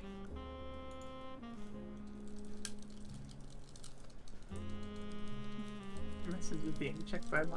I forget that I... What was that? Nothing, I'm just laughing at the Oh, sorry. Automod. No, it's okay. It's... Automod is so weird. No, it's just... It's probably because I cursed in it. Oh, I see. Alright, I think it's all working. See it.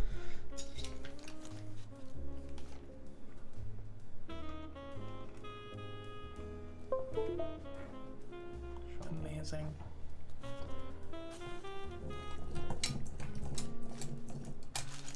I mean, I don't expect we'll need any sort of liner, foam, whatever, but let's try to put this into the case now. Oh yeah. It's already we're already there. Sorry, what? He's asking about right alt, but I assume it's just that right alt triggers left alt. Pretty sure it's FN. I think these two are bound to FN keys right now. So I'll test this afterwards though, which is not a problem. Once the stream is over and I can open VIA normally, I'll test it out. Right now, for some reason it's not opening. Like the process runs in the background, and I ended it with Task Manager, but the program's just not opening, which is really weird. But anyway, all right. So let's put this in. Oh, thunk. You gotta rebind it all anyway? Yeah, exactly. So here's our little screws.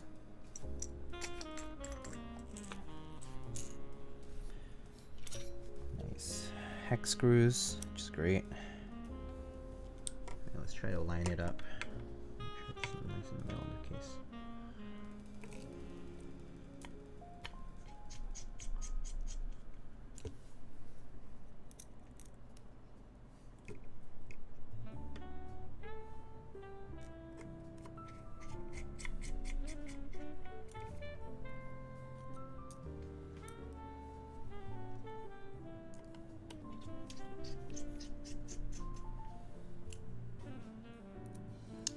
Putsy, do you want all of the screws in? I don't think it matters though. I'll leave the middle one out anyway. Or maybe I don't know, I'll just put out all of them in. It's the same probably though. This plate is just all so thick. Zerpocalypse, hello. The assembly itself is a weight, so yeah.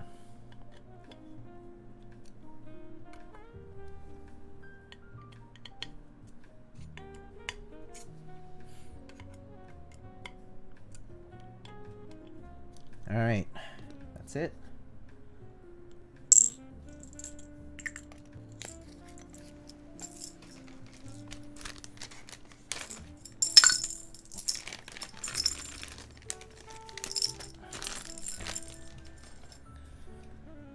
All right, so Chad has 2 options for keycaps today, I think, because of the layout. I chose 2 sets. So I chose GMK Dark and the cursed set, GMK Miami Nights. I could bring some PBT too, actually. I have Enjoy PBT, like black and black as well, which is basically like GMK Dark but PBT. So y'all can take a pick. I'm gonna make a poll actually. Oh wait, it's not plugged in. Use this one. I'm not gonna vote in this poll.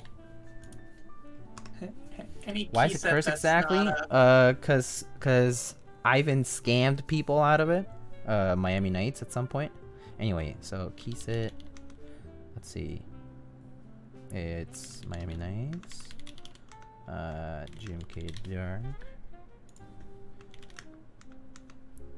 PBT black on black. Oh. Thanks. Oh, okay. Well, someone else did it. Okay, thank you. Well, PBT black on black is an option too, by the way. But anyway.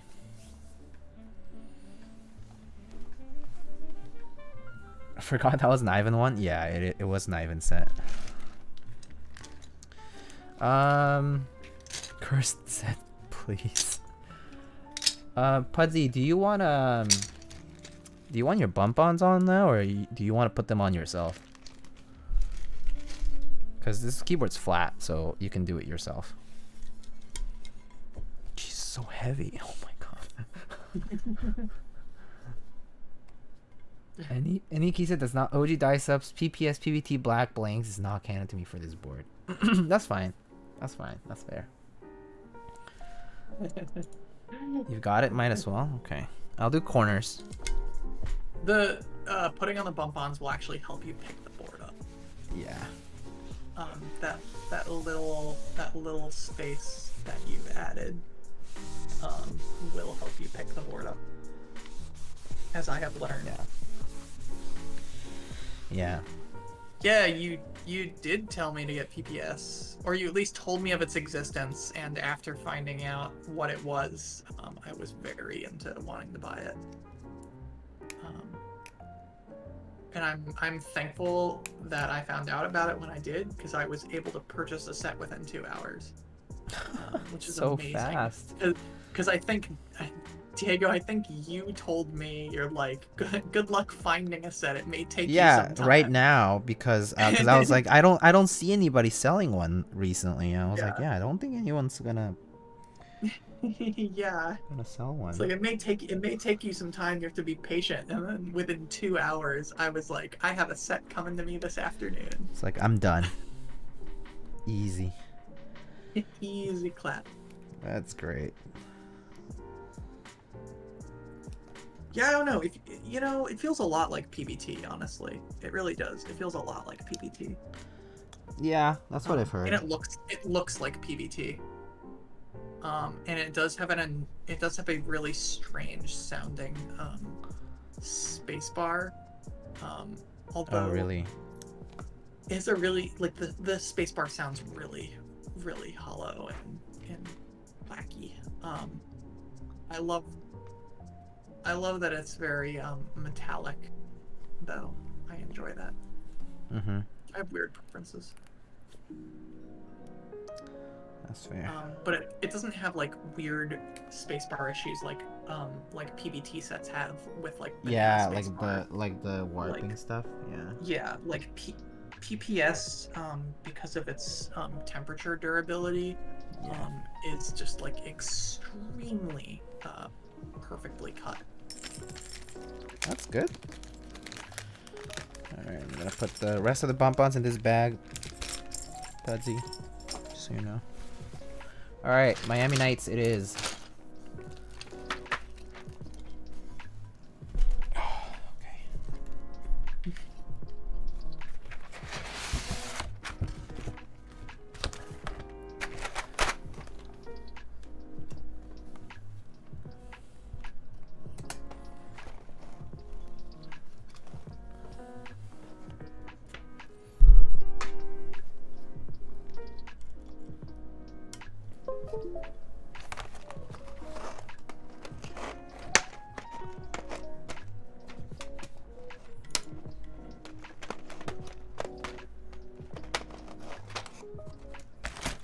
Do you even lift, bro?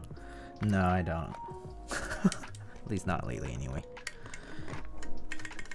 Ooh, that sounds nice and hollow. That's what I expected, actually.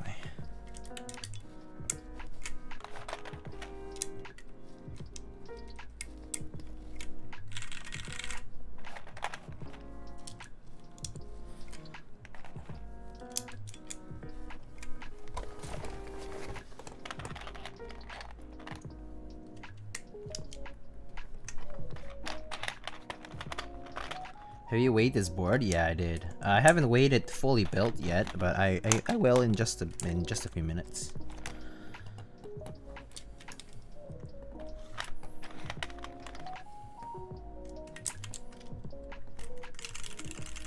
Is it designed pursuing this hollow sound? No, it's just a product of. Yeah. The design pursued solely two things: weight and simplicity. Yeah. So the rest doesn't matter in a way. It just it's an end result. Yeah. Like I was afraid that it would sound tinny and to paraphrase what I think many people would say on RMK Discord, bad. And fortunately it doesn't seem like that's the case. Like it seems like it actually sounds fine. And I thought the PPS caps actually sounded quite good. So yeah. You know, here's to hoping that all of them turn out like that. Like I can't account for what it might sound like if someone's gonna build it on. We can also blame Pudsy for wanting me to build it with stock MX Blacks, but you know, it's okay. But the hollowness is actually not affected by that, so. Yeah.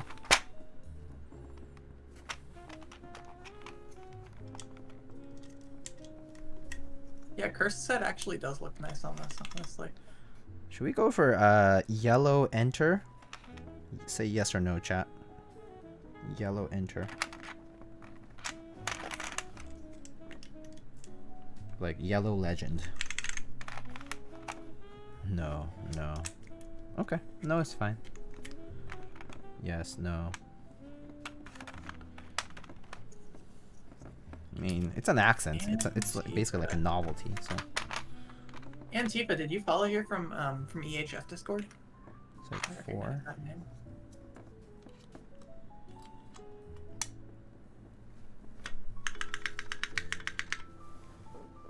I got an artisan for it. I got this Krytone sheep. A cute little dude.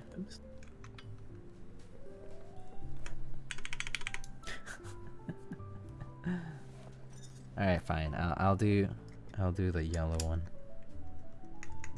I sold my Miami Nights set to Pokimane? What?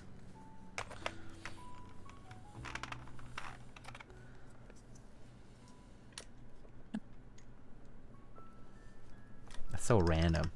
Better without context. Of all people. Did Pokimane use it on the AOC stream? That's what counts.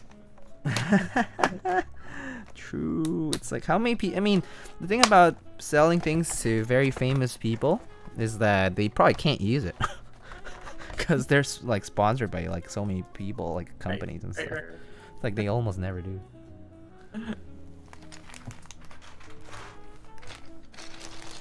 That sounds like a scam.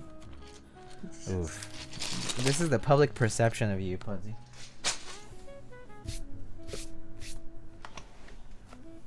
Alright, we can weigh it, actually.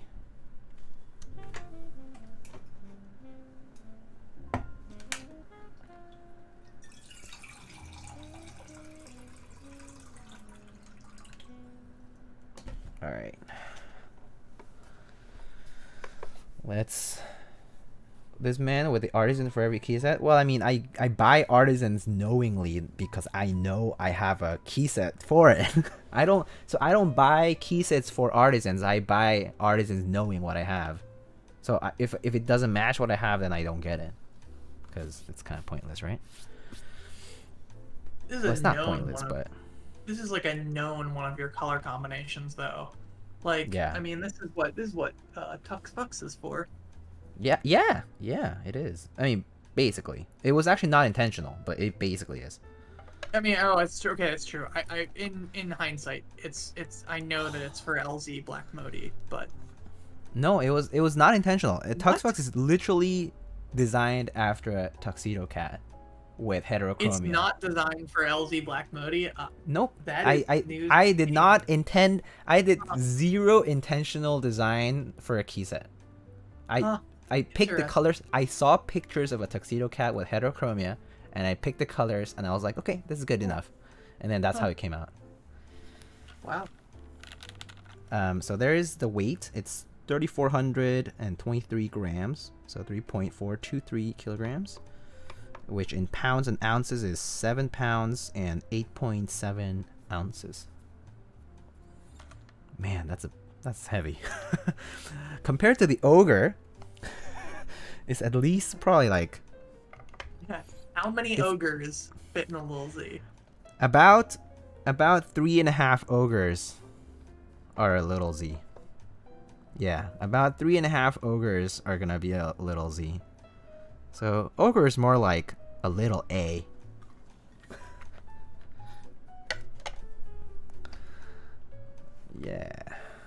Yeah, so almost 4 ogres is really a little Z. So this is a dangerous piece of equipment. It'll always stay on the desk for sure. Yeah, it's a good one to take during an earthquake. I mean, during during any sort of disaster where you can just cover yourself up with a keyboard. With this one in particular, it's pretty small surface area wise though, so not as safe.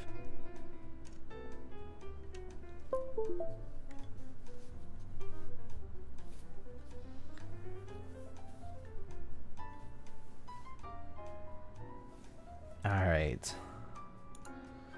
So, Zach, I'm actually gonna dismiss you. Yeah, as we are reaching the end. Also, just to sound stuff. But thanks for joining me. Of course. During the stream, it was a pleasure, dude. I hope I'll come down to visit again once things get better. I've been meaning to visit, you guys and you and Rich and all the other folks, Nav, Clar, Tyler, Moist, all those people. I really hope to come down at some point, but yeah. Yeah, it's been a pleasure. And I'll be around in chat. I'll be here. All right, sounds good. All right, thanks, Zach. Yeah. Yeah, thank you. See you guys. Okay, hold up. I need to properly hide things. There we go. There we go. All right. So Zach is around in chat to answer any questions you guys might have. And we'll be doing this typing test. So let me see. Okay, cool. Are you guys ready for a nice and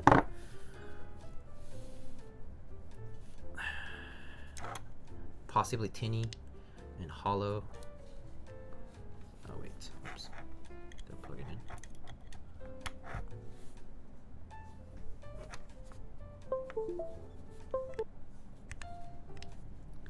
Alright, here we are towards the end of the stream with a typing test. Again, exclamation build for the keyboard. I forgot to mention all of the sponsors who support the stream, but you can head on over to exclamation sponsors here to all the links for all of the sponsors that support Lightning keyboards. You can purchase GMK Hallyu on Canon keys. You can purchase OA stabs, which are competitor to Durox stabs in a blue and a clear themed colorway, and there's some mauves currently in stock on Canon keys as well. Dixie Mech currently has GMK Think caps running until middle of December. Then there's Mint Autumn, Jack Static was in chat earlier, so more products will hopefully come to Mint Autumn in the future.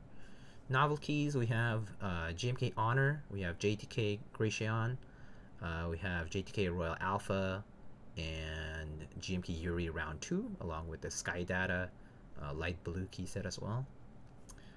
And then you can also get products for 5% off discount with the promo code Thunder.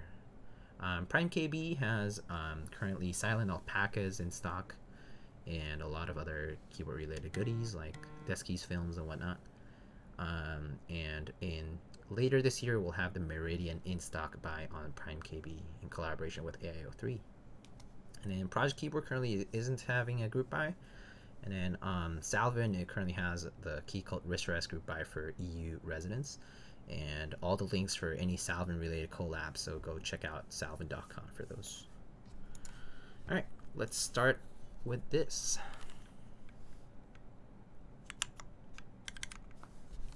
Oh, I forget that I don't have arrows, so I'm gonna have to be careful with this. Actually, I'm gonna do something really quick.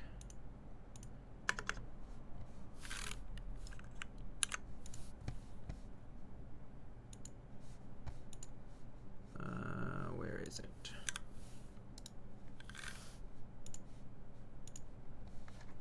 Okay, so let's see now. Will I mute this? Alright. Alright, how do you like the little Z? Well, I don't know yet. Well, we're about to type on it for the first time, so we'll be doing that now. Okay, so here goes our typing test with, these are basically stock MX blacks with lubed springs. They have lubed 62-gram springs and TX films. So they have been modified very slightly, but they have not been lubed on the housing or the stems. So just keep that in mind. The stabs are C3 stabs, lubed with 205 grade 0. All right, here we go.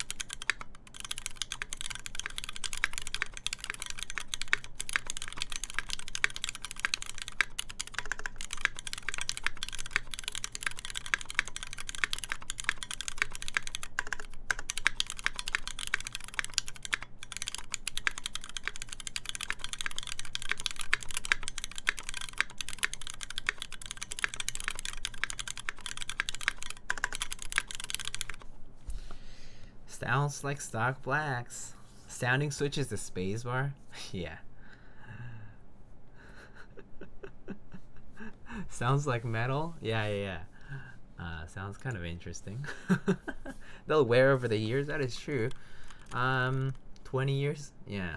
We'll need to see Pudsey reach the point of his profile picture on Geekhack, and maybe we'll see some. Actually, well, does he still have that one? I'm not sure, but yeah. Interesting, he says. Yeah, it's very tinny. It's very tinny. It's very, very tinny. So these are the mods for now.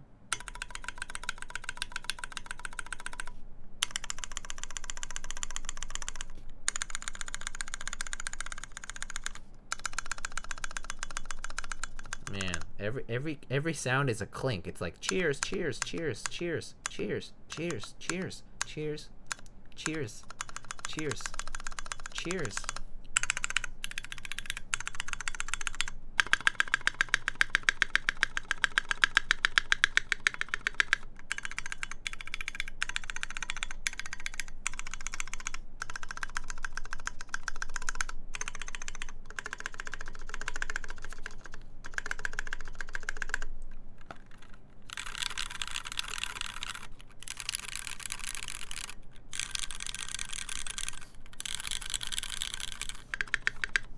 Alright, so that was a sound test. Do you guys want me to put some shelf liner in there or something? Or nah? Should we not test that? Subtle anvil noises everywhere. No? Okay, no. The spacebar is interesting. The closer you are to the edges, the more it pings. Then if you're in the middle, it sounds that clack. So clack, and then it's like ping.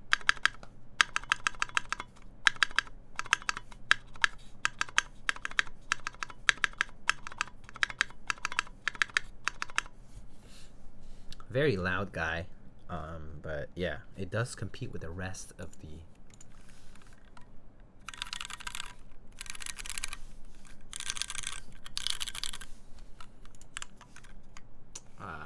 Let's see.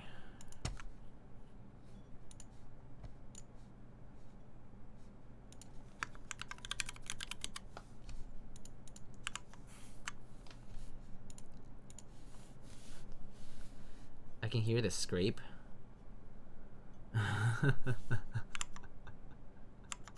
Yeah. Lubed with air. Yeah, they're perfectly lubed with air. I mean, the board has merits, however. It's heavy. It's clunky. I can't say I'm a fan of the sound, of course. But, I mean, that's just not the board's fault, for sure. Not the board's fault. Let me see. Let's close this and show you guys the board up close. So just for now.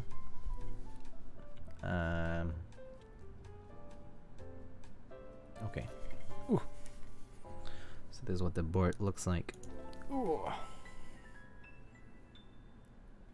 Goodness, so heavy. This is a workout. The board looks pretty nice from above. This is the side profile. It currently has these thick square bump-ons, which kind of looks like it's like has like little feet. This is actually like a foot instead of a bump-on, I would call it. And that's the bottom of the board. It's currently like very smudged up because of my fingers probably, but yeah.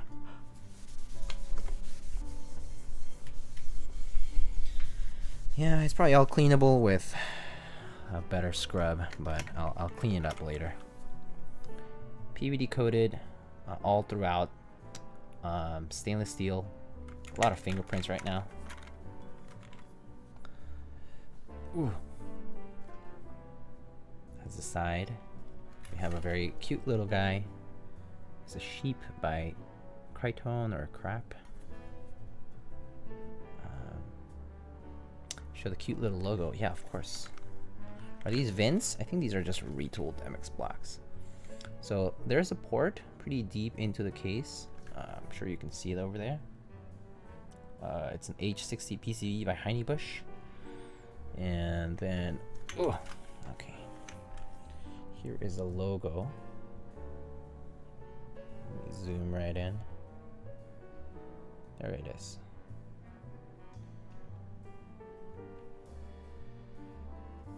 There's our logo.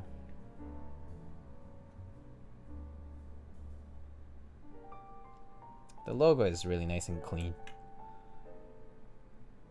Yeah, this is good. Yep. Oh. It's a workout though.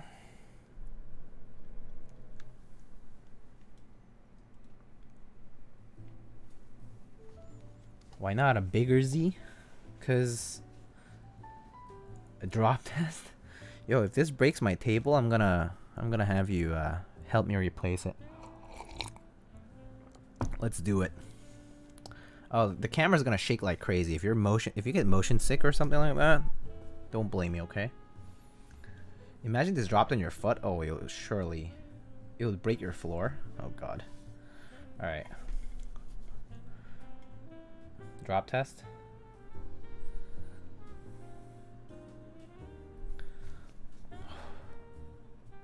All right. Pudzy, drop test. Yay or nay?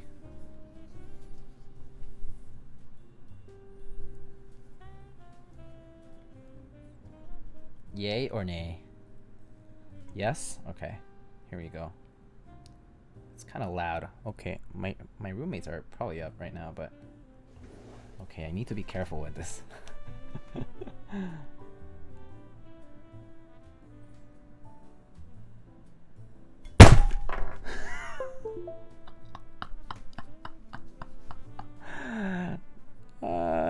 That was like a foot-ish of a drop.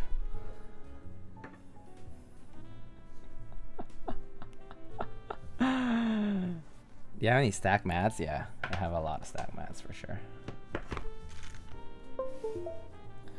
Alright, my devices are reconnecting now. I'm good, just... Okay. Calm down, calm down.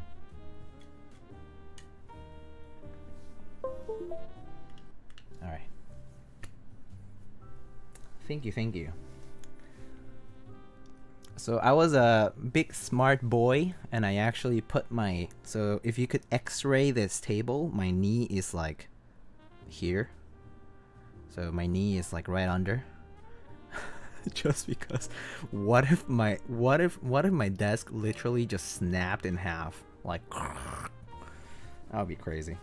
But I mean, you never know, dude. You never know. Table will be dented? Nah, I mean, it'll be fine. Alright. That was scary. We can give it the Linus treatment too.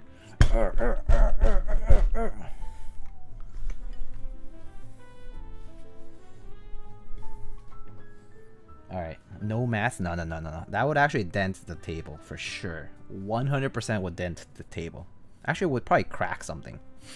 Because in the middle, there's probably no supports. Yeah, I don't think so.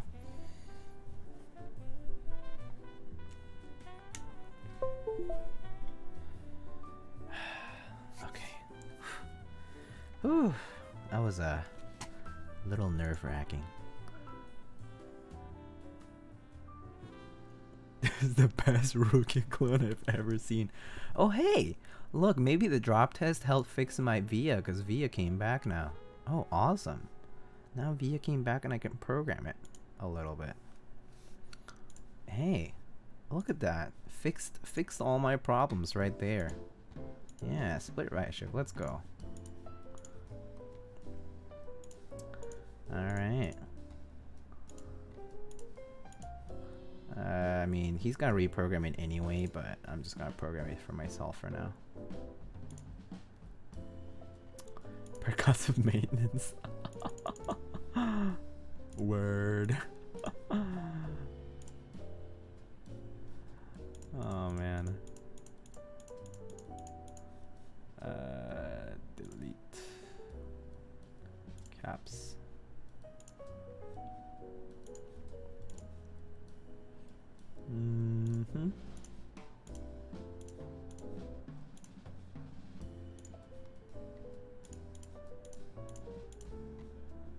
Alright. Perfect. Slap the machine, it'll fix it. Oh, yeah, it was a nice slap for sure. Alright, I think. Alright, that's all good.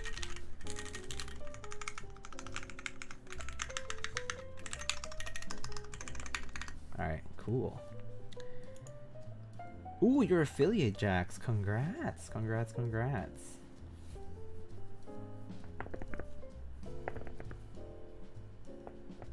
That's a great comment to put on pull request or detection fix withdrawal test. Yo, congrats, Jax. Emotes, yeah, I mean, it depends on what you want, but I personally commissioned somebody to do my emotes for me, but I don't have like my face emotes. People have like their face emotes like Pug and like stuff like that, but yeah, I haven't done any of that. I probably at one point I should add the eyebrows emote. Your high emote is all I use now? That's great. I'm glad you like it. Alright, y'all got any requests? Or comments?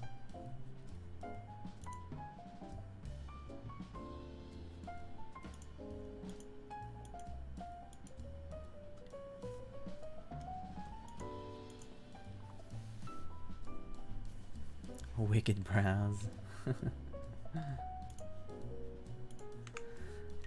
Yeah, let's see. Build another keyboard? It's a bit too late for another keyboard, but I mean, to be frank with you guys, I could build another keyboard if I really wanted, but yeah. You have a K coming in? It's already here. I unboxed it last stream. Saturn OG. It's actually like sitting over there somewhere. It's like somewhere over here. It's like sitting there on the floor right now.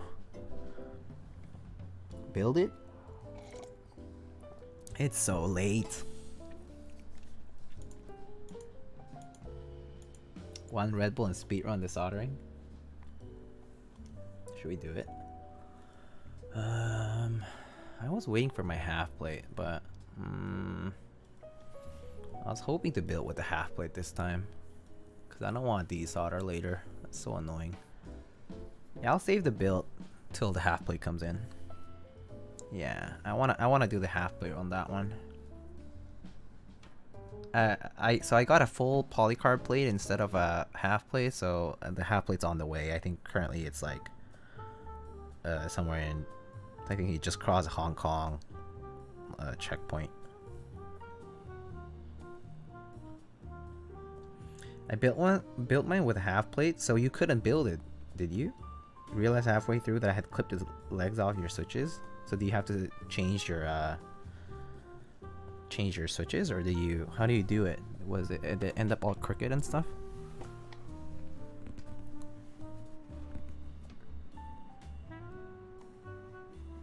Can you leak what switches? Sure. I got these from a different build that someone else did, but I have these switches.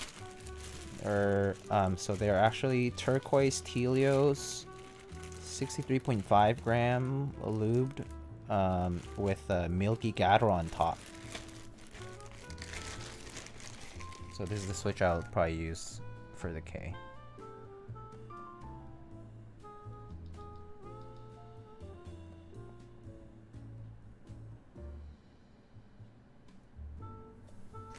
Gotta work tomorrow? Yeah, it's late, so you should probably go to bed or whatever. If you need anything? I don't think I need anything, Pudsey. I'm good. Thanks for stopping by. I'll send it back to you when, you know, we'll talk. We'll talk about stuff later, but yeah, I'll probably take some pics and stuff. Should I even do a typing test? It's like an offense to my YouTube channel. I'm just kidding.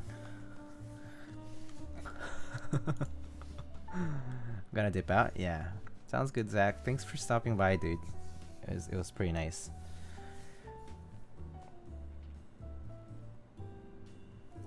Alright. So, yeah, I think we're done for tonight, really. Let me check if anybody's streaming right now, actually.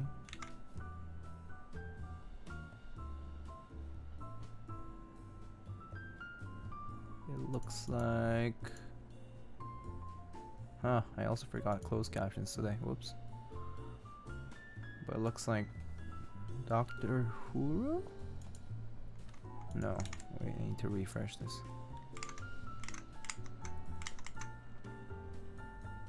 Yeah, Dr. Huro is streaming.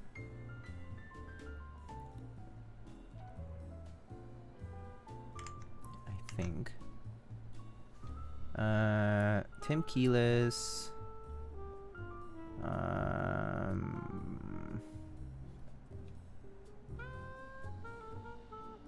Don't see any other keyword people though. I think that's it. Dr. Huru or Tim Keyless, I think, are streaming right now. Yeah, I think that's it. So y'all can pick. They're at about the same point, I would say. Raz, are you Huru's mod? Also, I'm gonna do a poll. Oh, let's do Huru. He's building a cable. Yeah, see, Raz is biased. It's no fair.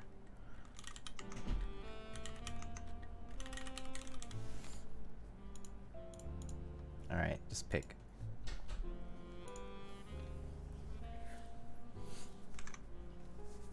So that way your vote only counts for one. No unfair zone. Caught me? Yeah, I know. I see you. Good night, Christine. Have a good night. I'll talk to you soon. I've been biased. I see. Looks like people want to go to Huru's stream. So, okay. We'll just do Huru. Make it simple. Dr. Huru.